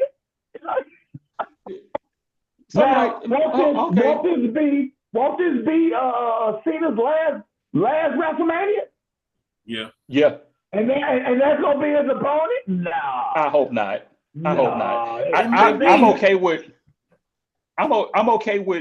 him and Orton, but I would prefer to see it whenever his actual last match is. I prefer his last match to be with Orton. Oh, his very last. Yeah, whatever his very last match is, whatever the last show is, or if it's a Madison Square Garden or whatever. Yeah. Like if that's gonna be his last match, if that's his last match, that match should be against Orton. Yeah. I don't need to see him with Logan Paul. I don't, because that. No, I don't see that. I don't see that at all. It won't be. Go ahead. I'll say that he did the one off with what's his name, Austin Theory. That was a cool, nice little rub. But that's it, man. If this is last year, he got to go hard. Yeah. He got to go hard. He needs some competition coming to WrestleMania, man. Now I ain't saying he ain't gonna pick nobody over or get nobody to rub or nothing like that. But Logan Paul, nah. This run needs to be like his United States Championship run. Mm-hmm. Remember that? Now, facing all those guys. I actually love when him and KO was going back and forth. They had some beautiful matches. The matches was awesome. They had some, man. Kevin Owens and John Cena, boy, they had some beautiful matches, man. Some beautiful matches. I'd rather see that at WrestleMania. Yes. Kevin Owens and Cena. Yeah. Kevin Owens, he gonna beat Cody. He beat Cody. He got to. You got to get it out of Cody's hands, man. Why not? Why not? Where it though? Why not? Where? Why not? Huh? At the Rumble? At the Rumble. That's gonna be some shenanigans, man. The heel is going over at the Rumble. The biggest problem that I've had with Cody's title run. What's in that cup? You know, and it's the Pink Panther joint too. So the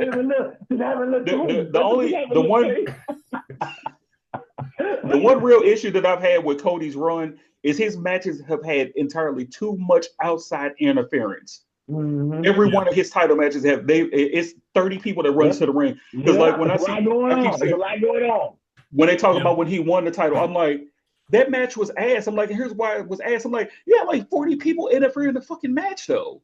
I'm like, that takes away from it. It wasn't no one-on-one classic. But the one he had with AJ Styles, that was my favorite. Good match. That was a good match. Yeah, but you had everybody interfering in that match. I'm like, it took away from it. I'm like, I can't remember the last time that a world title match had that much interference outside of the NWO. Yeah. You talking about the Mania match? Yeah. Okay. Yeah, you had the Usos in there, Solo in there, Cena in there, The Rock in there, Taker. Yeah. Right. It was too much interference. Yeah. And they had about 7 referees come down. Then it's like that's too much. It's the main event of WrestleMania on night 2, and you got that much, and it just took away from it. Yeah, it was a lot.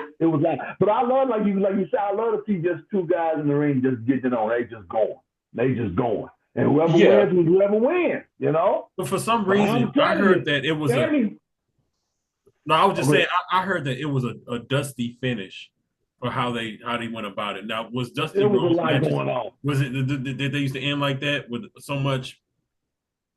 Oh, shit going on. I don't. Yeah, I guess you would say controversial. I mean, for you to argue it, I think to me that's what they wanted to do. Like more like you said, like Dusty Rhodes matches to end in controversial. Oh, this shouldn't have happened. Because that's the whole thing that KO's talking about now. You know, you got so much controversy man, at the end of your match. Like, you the real champ. Yeah, You know it gets to be too much. Like I don't even be looking forward to his matches because I pretty much know how they're gonna turn out already. Yeah. It's like come on, man. That's why I'm hoping we get the Swerve come the Royal Rumble. I can see the shock value in at the side of that table, and he holds Cody's legs down while KO's climbing at it. KO's climbing at I could see the shock. I can see the shock value in that. I can see the shock value in that. But who would you rather have as your champion going into WrestleMania, KO or Cody Rhodes? I would say I'd rather have Cody just because I like Cody, but I'm falling in love with what Kevin Owens is doing with this whole storyline. He's a delusional champion. For a while, KO lost my attention. I wasn't interested in him. When him and Cody had the first matches, I don't want to hurt your leg, man. You my friend. I was kind of like, man, come on, man. Yeah, being too nice. Get over it. Like a little bitch. Right. And then when KO grabbed him and powerball, I was like, right, yeah. He going around breaking necks and shit. Yeah. It's like give me NXT KO. I'm just saying. Yeah. Give me that KO. Power bomb on the apron. Yeah. Yes. Because that shit looked like it hurt like a son bitch. So I'm actually looking forward to KO getting the belt. Or Sammy may screw KO over, and then you'll have Sammy and KO at WrestleMania. I mean, they didn't have about 1,000 matches, so but they ain't never did it at WrestleMania. This is very true too, but I mean, we've kind of seen that story more than once already. So we've seen it a lot.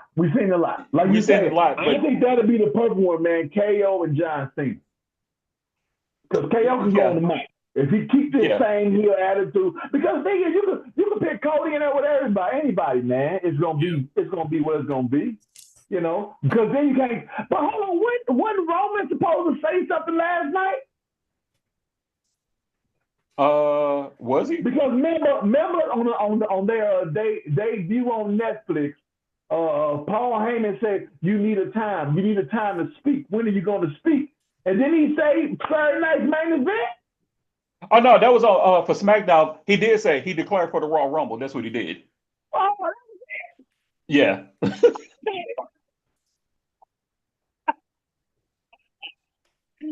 Yeah. Oh, he declared for the Royal Rumble. He declared for the Royal Rumble. That was like, oh wow. Right. Oh, thanks wow. for the suspense. Like we didn't know that was going to happen. We knew that was going to happen already. So it's like, we knew that was going to happen okay, already. Whatever. That was a complete no-brainer. Basically, yeah. And it's like, who's declaring for the Royal Rumble? Well, we already know all the top guys are, and you're gonna throw in a few middle card guys there because they got to have somebody to throw over the top rope. So exactly, we kind of know how this goes. So who's your top five in that's last in the Royal Rumble? I'm thinking Roman, Punk, McIntyre, Sammy. Who's going to be my fifth? The fifth got to be somebody that's going to fight with John Cena. They need a young up and comer, like somebody who might have a chance I know like that NXT breakout guy, maybe like an Obafemi. I believe Joe Henry. Yeah. Wait.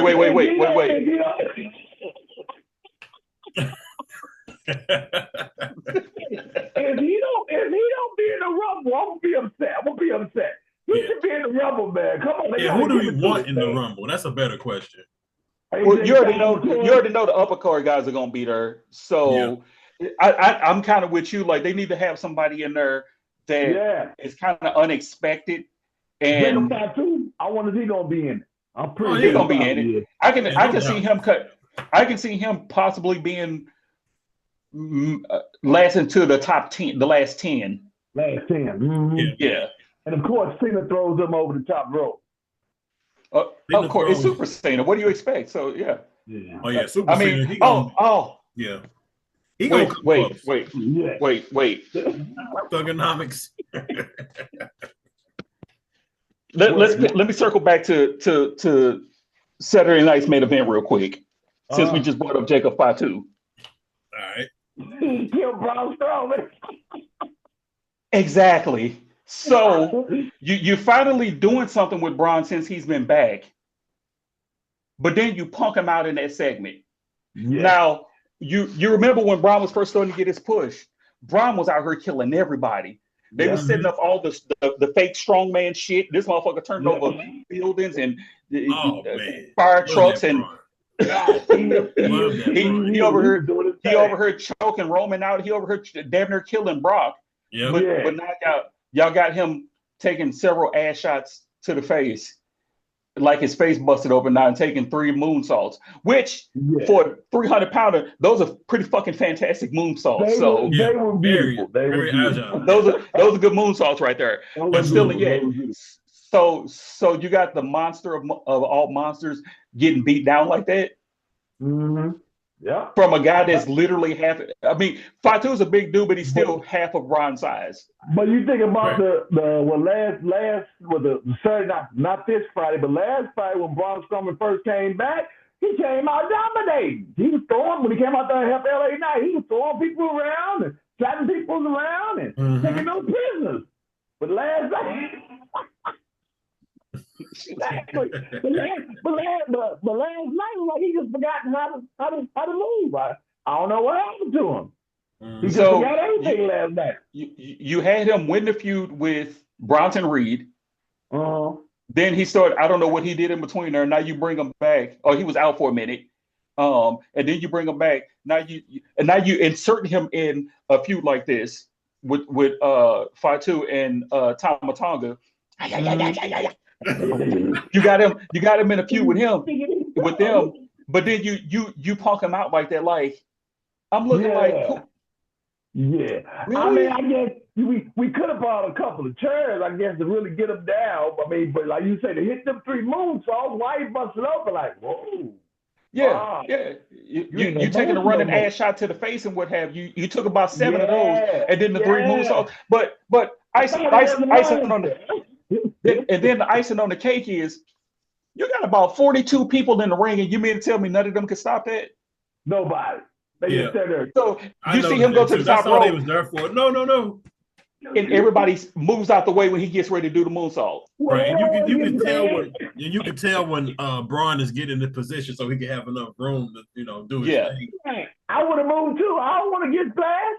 Right, but still, so nobody can stand in between the two. They literally parted like the Red Sea. I was like, and y'all, I was like, and these just roll Braun Strowman big ass out like a carpet, That's all I'm saying. I'm like, the thing was though, I would say they did that with Seth, so them kind of doing it with Braun was to me it was too soon.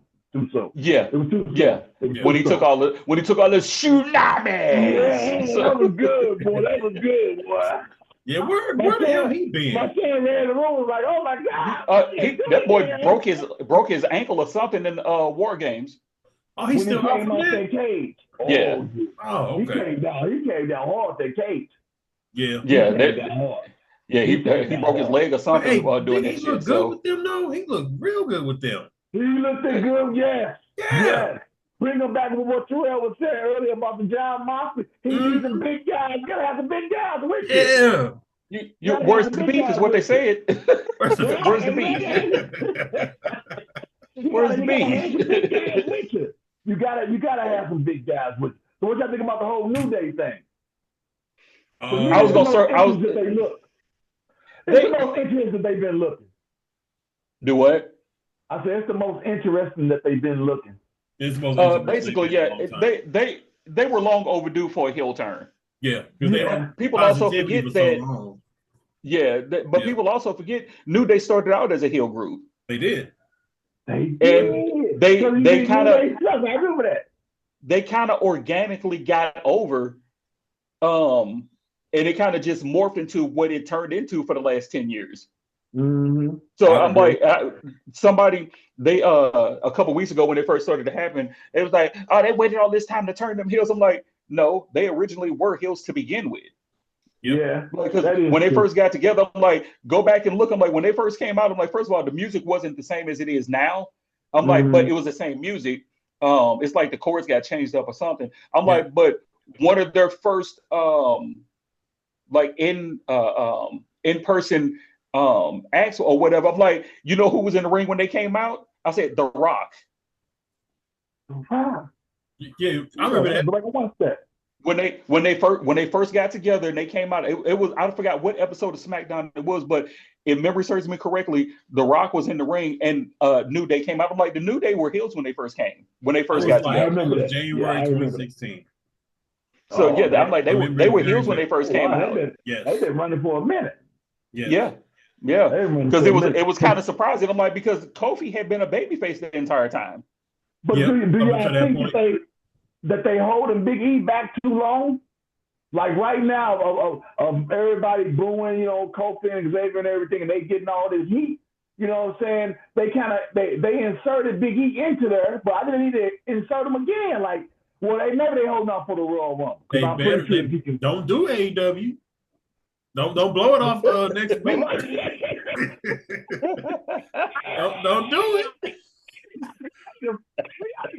That's the thing about Triple H. He gonna stretch that shit for as long as he can go. Triple H gonna stretch it until he can't stretch it no more. He used to milk cows. Mm-hmm. Yeah, but the difference between Triple H and Tony Khan, who is much of a fan as he is, you should be a student of the game too. Triple H is a student of the game. Like Triple H literally loves wrestling. Period. Yeah.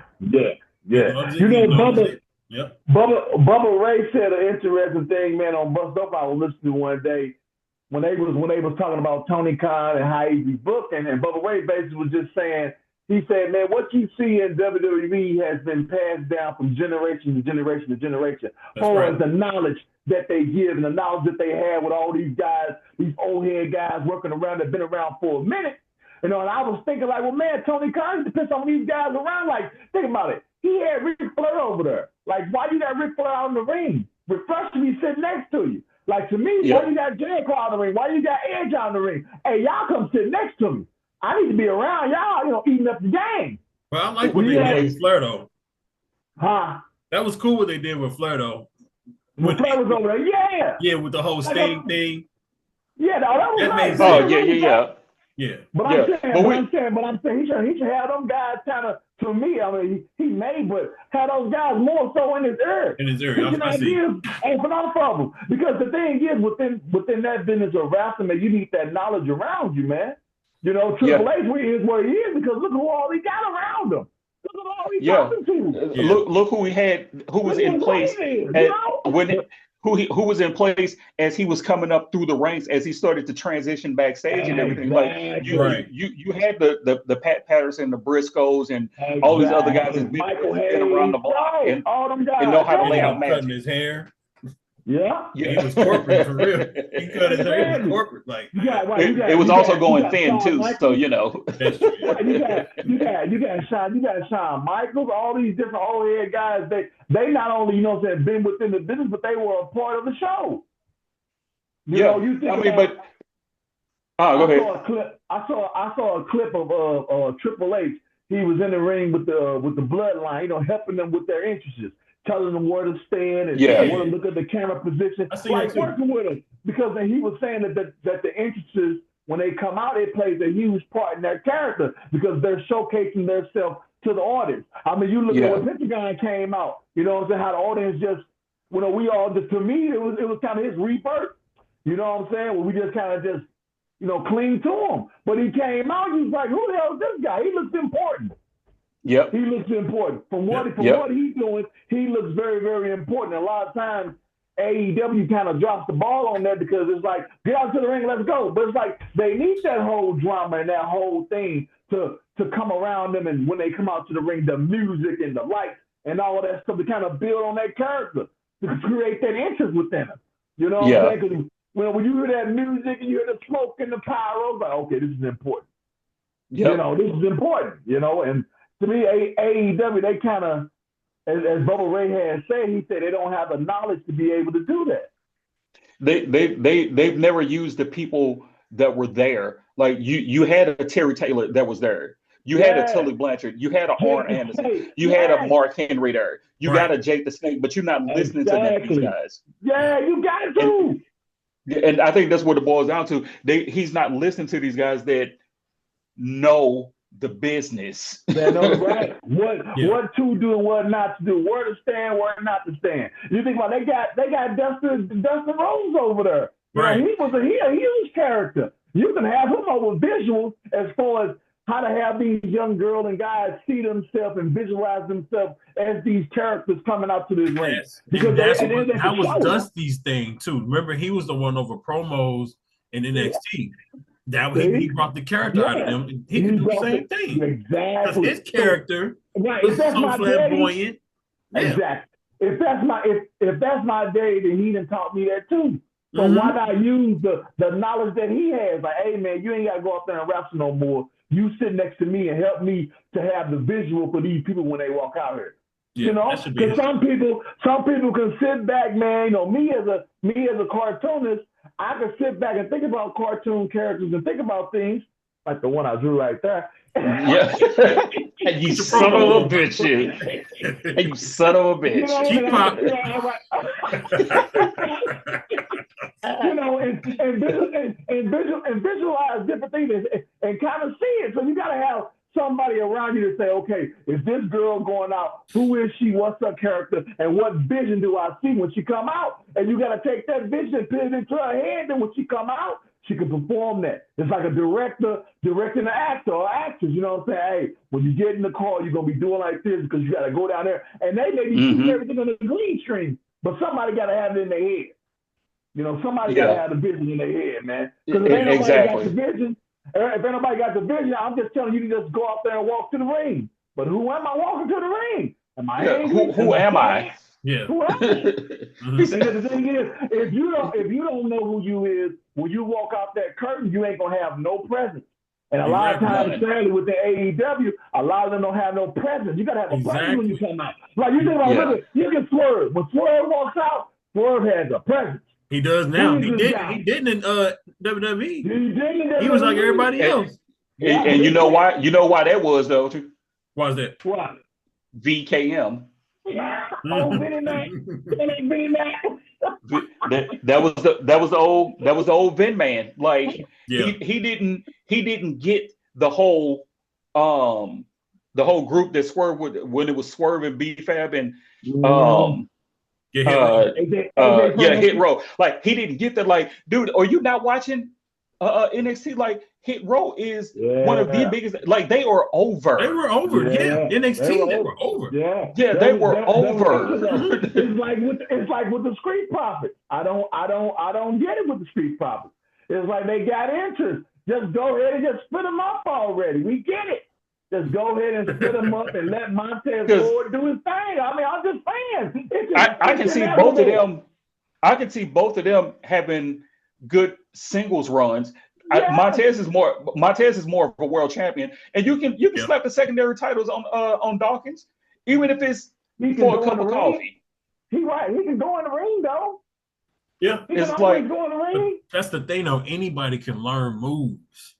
Mm-hmm. You just go out there doing moves. You got AEW. You ain't got no character. What is it? See? Like you need that character because the character draws interest. There's like, development. That's why bless his heart, he wasn't that good anyway. Arn Anderson's kid. That's why he said he left. He was like, he thought that when he was like, I was happy that I was there and I was getting some reps in, but not enough reps. But he was like, he also was under the impression that they were gonna have like a character development somewhere that he can actually build and make himself better and what have you. I was like, and when I read, yeah.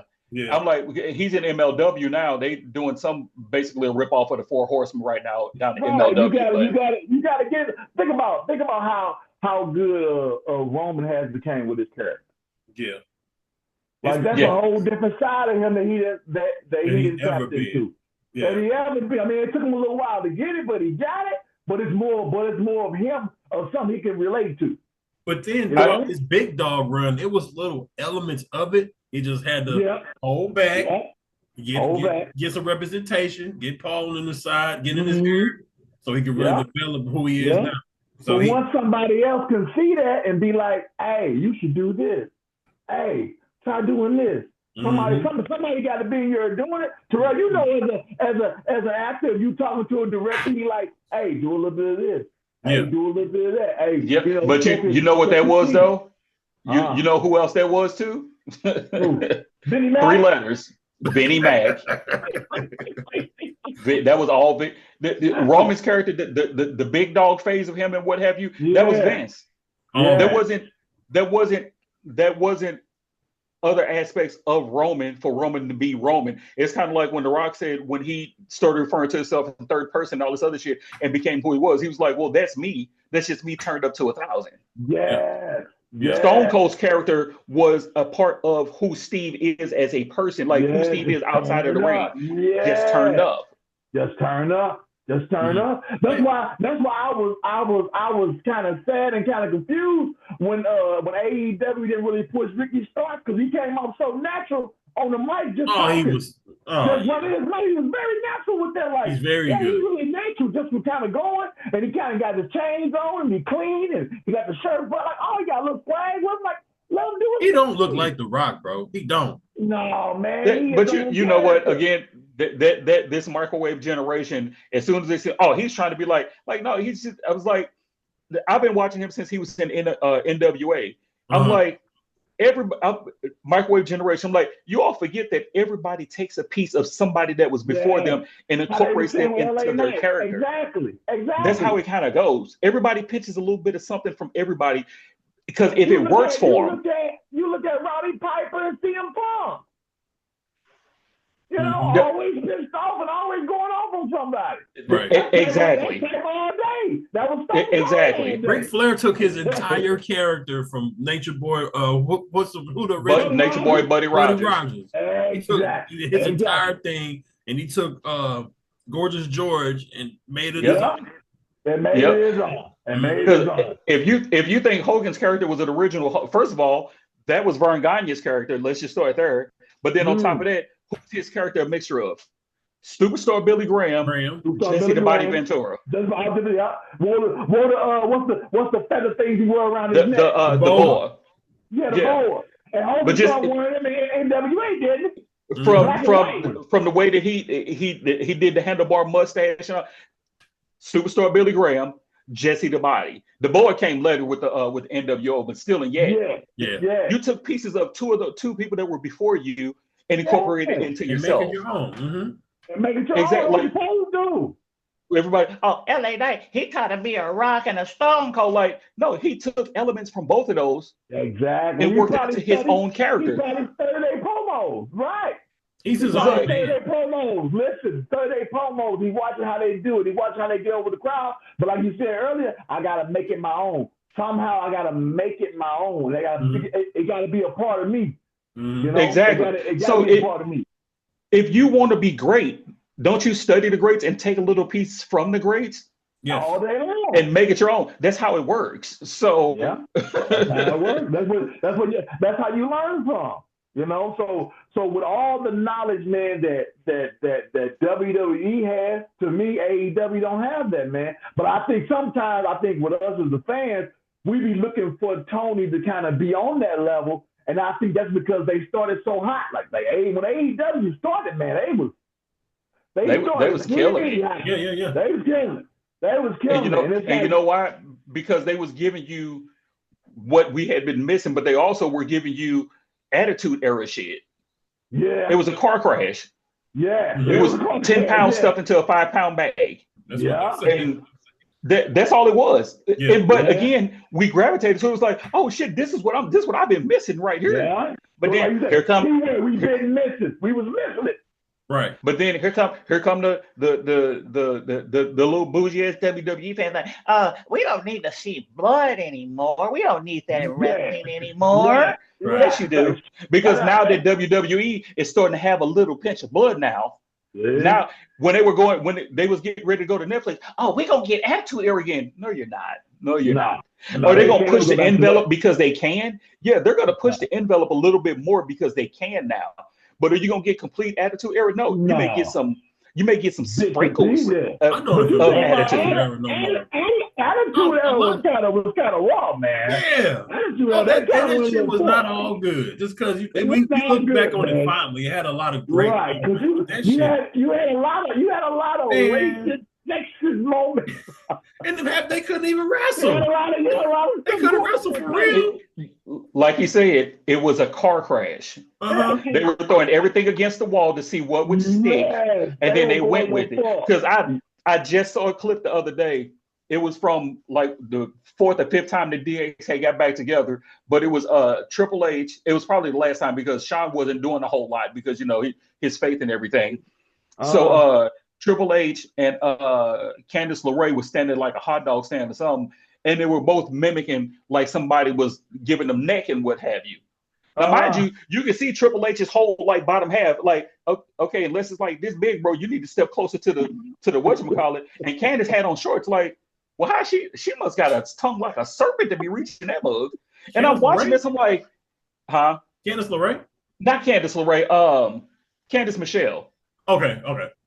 So I don't know why I said Candice LeRae, Candice Michelle, my bad. But they was both acting like they was getting neck. I'm like, boy, WWE back in the day, boy, that was. I remember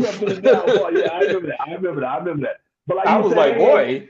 But they ain't gonna dare do that now because they're a public company, man. They ain't doing that.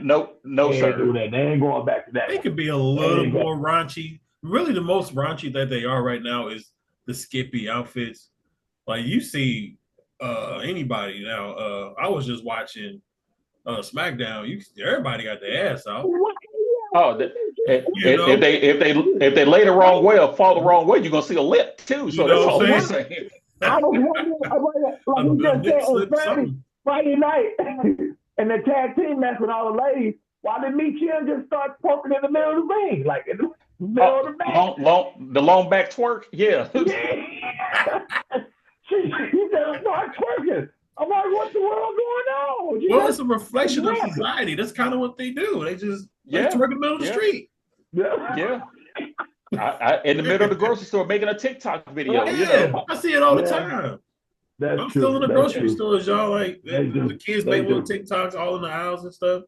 Yeah, it's like, okay, never mind it. It didn't look at you like you in the wrong. Like, no, motherfucker, I'm shopping. You over here bullshit. Fuck out the way. I'll walk right in the middle of it. I don't give a fuck your video. I don't give a fuck about that. Right. Fuck your video. Who that damn phone? I gotta get these groceries. My Pop-Tarts, man. Right.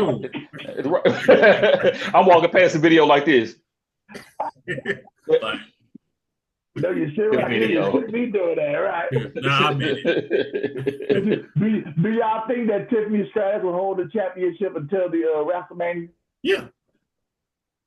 If she makes it to WrestleMania, because WrestleMania is only a couple months away, so there's no reason to take the belt off her just yet. Not yet, right? Okay. Not just yet. That's why, even though you said that the fans are going to be pissed to take the belt off her. Yeah, that's why when you said that Charlotte's going to be she's going to be in one of the title matches, but I can't see them taking the belt off of either one of them at just this moment. If you haven't noticed, WWE is turning back into a babyface company. Babyface heavy, like they're going to do more for babyfaces than him. Yeah, it's the babyface champions because I'm interested to see if and how they get Walter to babyface. Because Walter, he's naturally he's one of those guys that are just naturally a fucking heel. He's a savage too on the mic. Yeah. He be killing them too. So all you gonna do is run back to your cousin when they come call. I was like, dang. He called that nigga Davey Priest street trash. He was like, he over here cutting them long, short, deep, and wide. So I was He like, did his research and shit. Damn. he's one of those guys. He's a natural heel. That's who Yeah. he's a run back to natural your heel. cousin. Run back to So you. He said, boy, you ain't gonna do nothing for yourself. Go run back to your cousins when they come calling you. right, straight serving heat over there. I was like, God damn, who writing his promos? I was like, You know what I'm saying? goddamn. He called Jay Uso a mascot. He said, boy, you ain't nothing but a mascot. I was like, You're the goof. You're the goof. You're the clown. You're a clown. Boy, you ain't nothing but a mascot. What's happening with the women's division? Tag team championship, Bianca and Naomi. Wait. What do you think? Not think. What do you think? What I think about it? The women's tag title, just in general, is a complete fucking joke. Yeah. They don't have real tag teams, and then you just kind of slap people together, and then like this whole thing with them and Jade and what have you. I'm like, you kind of know how that's gonna play out already. Yeah. Right. I honestly cannot. Cancer, right? That's what I'm thinking. I'm thinking they gonna put it on Naomi. I can't see them turning Bianca heel just yet because she's probably one of their most popular female wrestlers. And if you was gonna turn her heel, it's gonna be for a championship somewhere. Yeah, because having her turn heel, like she was already a tag champion. Why would she have to take her own partner out and then to cost herself, but also cost herself the women's IC title? Like that doesn't make any sense. She wouldn't do it, but Naomi would do it. Yeah, exactly. That's why it's gonna be Naomi. Right. Yeah, that's why I said. Because Naomi wanted her spot back from she got screwed out of the women's title to begin with because of what happened with her and Sasha then walking away. Yeah. Bianca's already a champion. They can but why would she screw herself? Why would she screw herself out of a chance at the women's IC title by taking Jade out and then getting herself counted out of the match? Like the logic doesn't make sense there. With Naomi, it does. Mm-hmm. Right, and that's what I was saying earlier about logic, because WWE now they play on stuff from 2-3 years back. Yeah, I like that. They'll have little callbacks like that. That's good. That's good storytelling right there. Mm-hmm. To be able to recall that when you're putting that in the script, when y'all kind of putting everything all together. Put it all together. 1, 2, and 3. Yeah. Even though it was 3 years ago. Wasn't that 3 years ago when they walked out? Something like that, yeah. Because she was, it was like 3 years ago because Naomi was gone for like a year and a half because when she came back at Rumble, they made sure. Matter of fact, because TNA was taping like weeks in advance, so people was like, "Well, how is she in TNA?" It was like TNA's fucking tape. Like they tape like 8 shows a week and what have you. So it looked like she was still in TNA, but she actually wasn't in TNA. So it was like 3 years ago. Mm-hmm. Yeah. So like you said, they sure can go back and kind of use that. I had to get my spot back, and she was in my way. Yep, she was in my way. I needed my spot back, so exactly. She had to get out of my way. You was in my way, so I removed an obstacle, and you can see Bianca kind of trying to play the mediator between the two to get the two to try to chill out and get back on the same page and what have you, because big three and what have you. So, did y'all like that the match from Raw of Seth Rollins and Drew McIntyre? I thought it was better than their WrestleMania match, the one that they had Monday. Sammy. Yeah, it was okay for me. It sometimes I hate the crowd, because they get taken out of it. So they take themselves out of it so quick because they're just sitting there waiting for the move or the big spot and what have you. Like they're not even paying attention to everything else that's going on in the story that they might be telling. They just waiting on the move. They're waiting for the weak ass curb stomp or Claymore with somebody waiting for the spot. Yeah, they're waiting for the spot in the finish. The Claymore is just kind of stupid for me. Drew too big to be doing a running boot is all I'm saying. Mm-hmm. Like I would love to see him do what's his name, man? Razor Ramon move. That crucifix. The power bomb. Yeah, perfect for Drew. That'd be perfect for Drew. I'm saying Drew is like what 6'5". Yeah. If he ain't 7 feet, that's a big old deal. He likes it. Well, I'm trust you me. He got platform. He got lips in his shoes. Big J. Yeah, You're right. he got lips in his shoes because go back and look at when he was part of 3-man band and when he was in TNA after he got released from WWE. Like he wasn't that tall. He has lips in his shoes. We already know about the juice. We're not even talking about the juice. Forget the juice. That special juice. You know what I'm talking about. You know what kind of juice I'm talking about. Yeah. But that's a simple cut. Right. Look at Seth Rollins now and look at Seth Rollins when he first broke away and he was the architect. Just saying. Get off the juice just a little bit. Like Drew's even down from the juice right now. Just saying. But look at him. Look at his height. Look at his height, not his build, but look at his height from then, and look at his height now. Like he got lips in his shoes. Yeah, he is tall as mother, boy. I'm just saying. Him and Randy Orton, they look each other face to face. Yeah. And I've met Randy in person a few times. Dave, how tall are you? I'm about 6'4". You and Randy Orton like the same height. Mm-hmm. Yeah, I had actually let me take this down. Show y'all some qualifications. I trained with my man. Okay. Wrestling training with Bob Gordon back in a long time ago, 2017. But I had when I met him, I trained with him. I'm like, am I about to out of hour ready? He's like, yeah, you about the same size as my son. Mm-hmm. And I think they got Drew like 6'5", 6'6", or something like. I was like, no, Drew's more like 6'3". Yeah, he's like 6'3", 6'4". It's like y'all trying to add some inches on. Like when they used to say back in the day that Taker was 7 feet, like Taker's only 6'5", 6'6". Just saying. They overhyped a lot of that. Right. They used to say Big Show was 700 pounds. Hey, they said that about Andre. No, yeah, that's what they said about Andre. Like that man ain't walking around at 800 pounds. I said Big Show must be on my 200 pound life. Basically. Now don't get it twisted. Like Big Show was a big dude because when I worked for the airlines, they used to use some of our charter joints, and he literally had a row to itself. Like you would have like 4 seats here and like 2 or 3 over here. He had that little section to himself. Because he couldn't fit in a regular seat. So you met a lot of people doing that, right? Yeah, I did. A lot of wrestlers, yeah, that was during the hotbed of it. So when it was hot. Mm-hmm. When it was hot. But I think Drew McIntyre will be somebody to look out for in the Rumble too. Because he always kind of that wild card. You just kind of never know. Yeah. They always. I enjoy them playing him like that as that wild card, where you just kind of never know where he gonna come from and what he gonna do. Or he'll get eliminated and then eliminate somebody. Yeah. As he's standing on the floor, he gonna pull somebody up under the bottom rope, which always cracks me the hell up too. Yeah, that's the dumbest shit ever. Because I forget all about it. Be like, how he still in the match?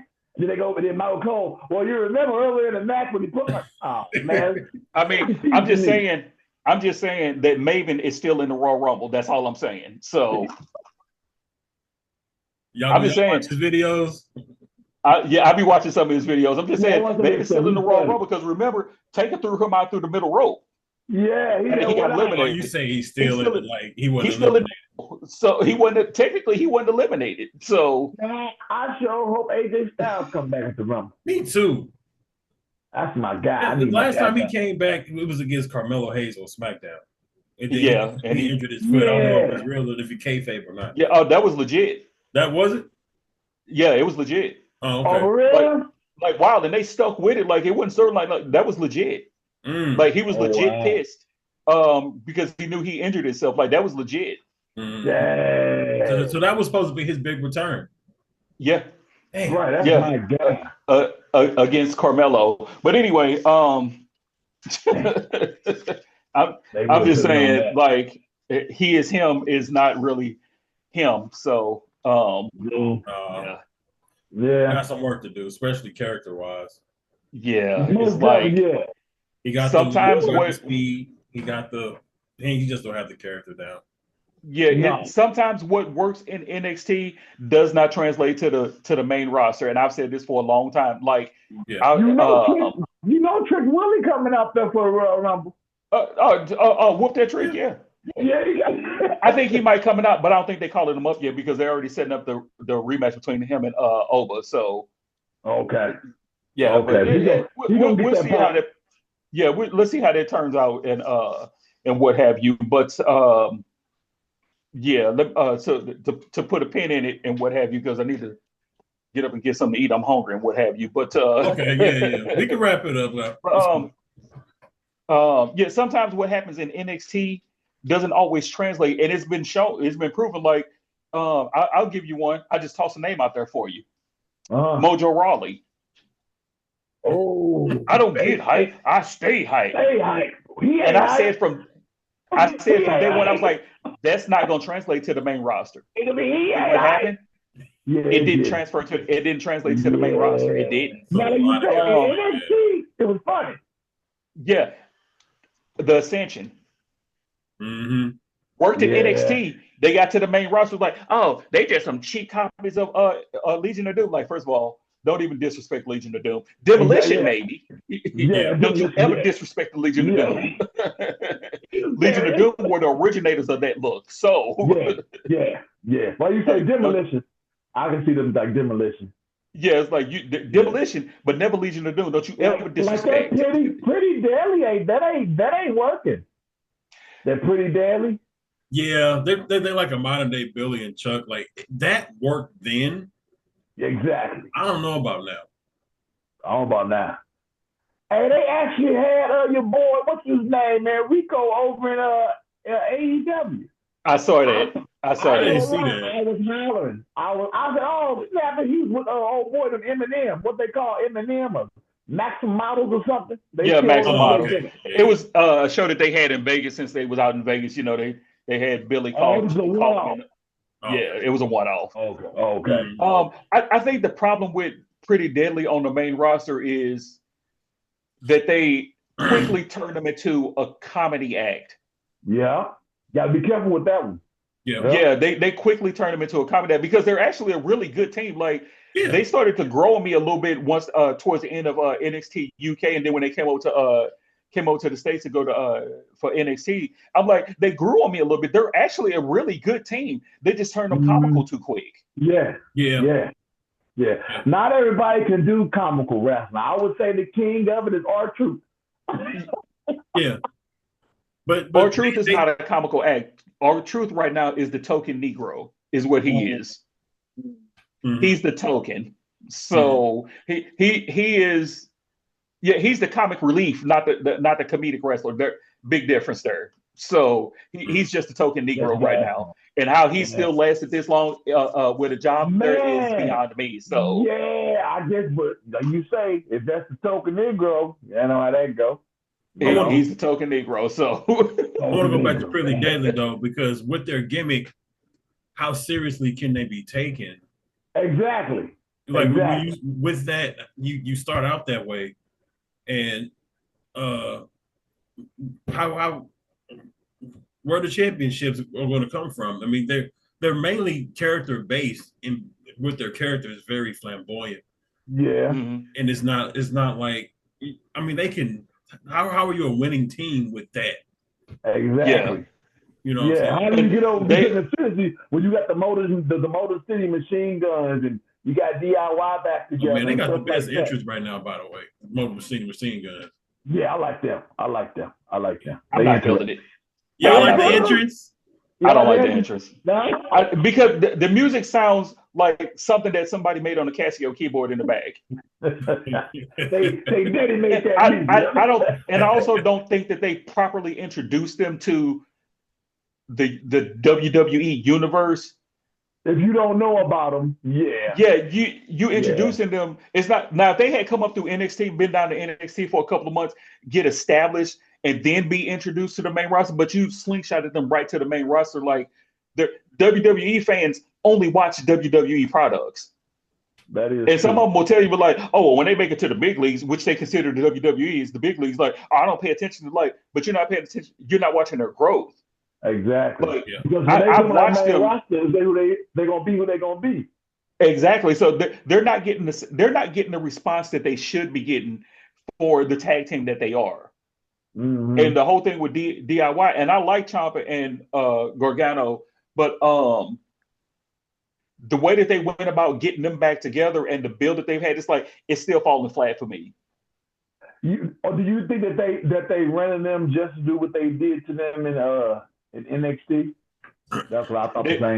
Trying to heat both of them back up again with the getting another tag title run, because they did flirt with Ciampa turning on them a couple times, but again, it was all part of their plan to get the tag titles back.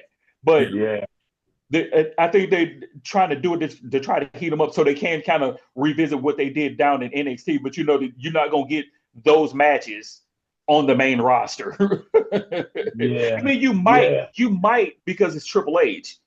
You might get a hint of it, but those matches that they had in NXT, those were classic. I ain't gonna lie, those were nice. That's when they had what was it called? The NXT back then when they the Black and Gold. Yeah. What was they calling their pay-per-views back then? Takeovers. Whatever shit. Takeovers. Yeah. Oh, those were nice.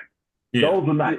Those were nice. Yeah, and you know that Vince was hot about that because the takeovers were better than the main show, the main roster's pay-per-views. Vince was hot about that. They was better than WrestleMania. They was killing it. They was out there murdering in Chicago. They was killing it, man. I went to Chicago. When they took that whole thing away, I ain't gonna lie. A part of my heart broke. Like, that was sad, man. When they did the whole colorful shit and switched everything up, and Adam Cole that was left Vince. and Keith Lee gone. I was like, hold on a minute. Oh, they just took everything away. I mean, they took Vince it all was trying away. to kill it. Vince was trying to kill it. He was trying to kill it. Somebody just throw Vinny back off. Yeah. Bro, I went to Chicago go ahead, in 2018. It was a takeover and it was Money in the Bank. I went to takeover Saturday and I left Sunday. Holy shit. He said, fuck all of that shit. That was the takeover with Velveteen Dream versus Ricochet. Oh, that was a good ass match too. Yes. That was a good one. That whole show, and that was like the year after Ciampa had turned on Gargano.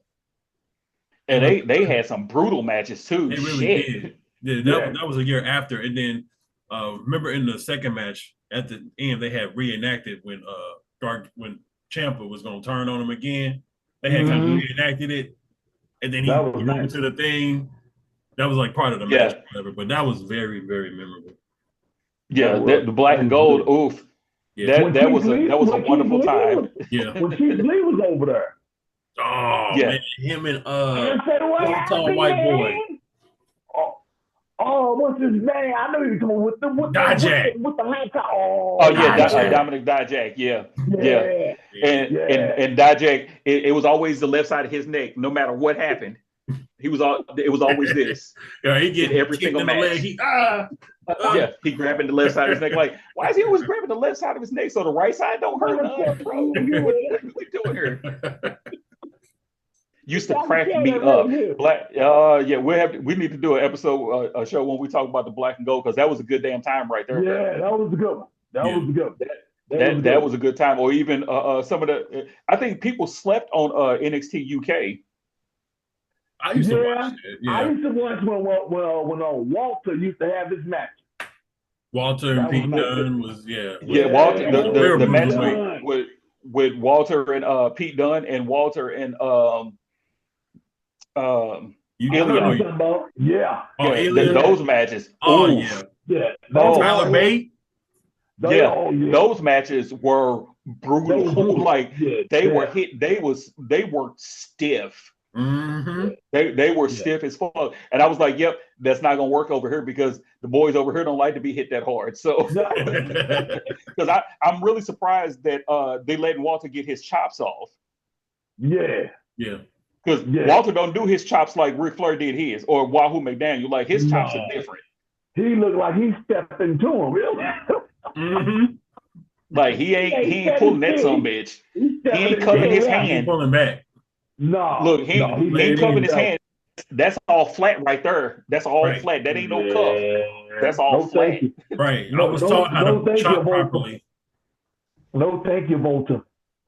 Like, no, bro. Because if you chop me like that, I'm shooting you later. So just so you know, I bruise a Brody you later on. But anyway, All right, guys, it's been a good show.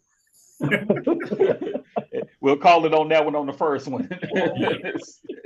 Same bad time, same bad channel. Y'all want to shout out y'all social medias to everybody? Let y'all where they can find you. Oh, I don't even know my social media is by heart, except you can just search me by my well, you might be able to search me on Facebook by my name, TARRELL Robinson, damn it. Right. On IG, I think it's Tarrell Robinson _I am. I might have to look at that. So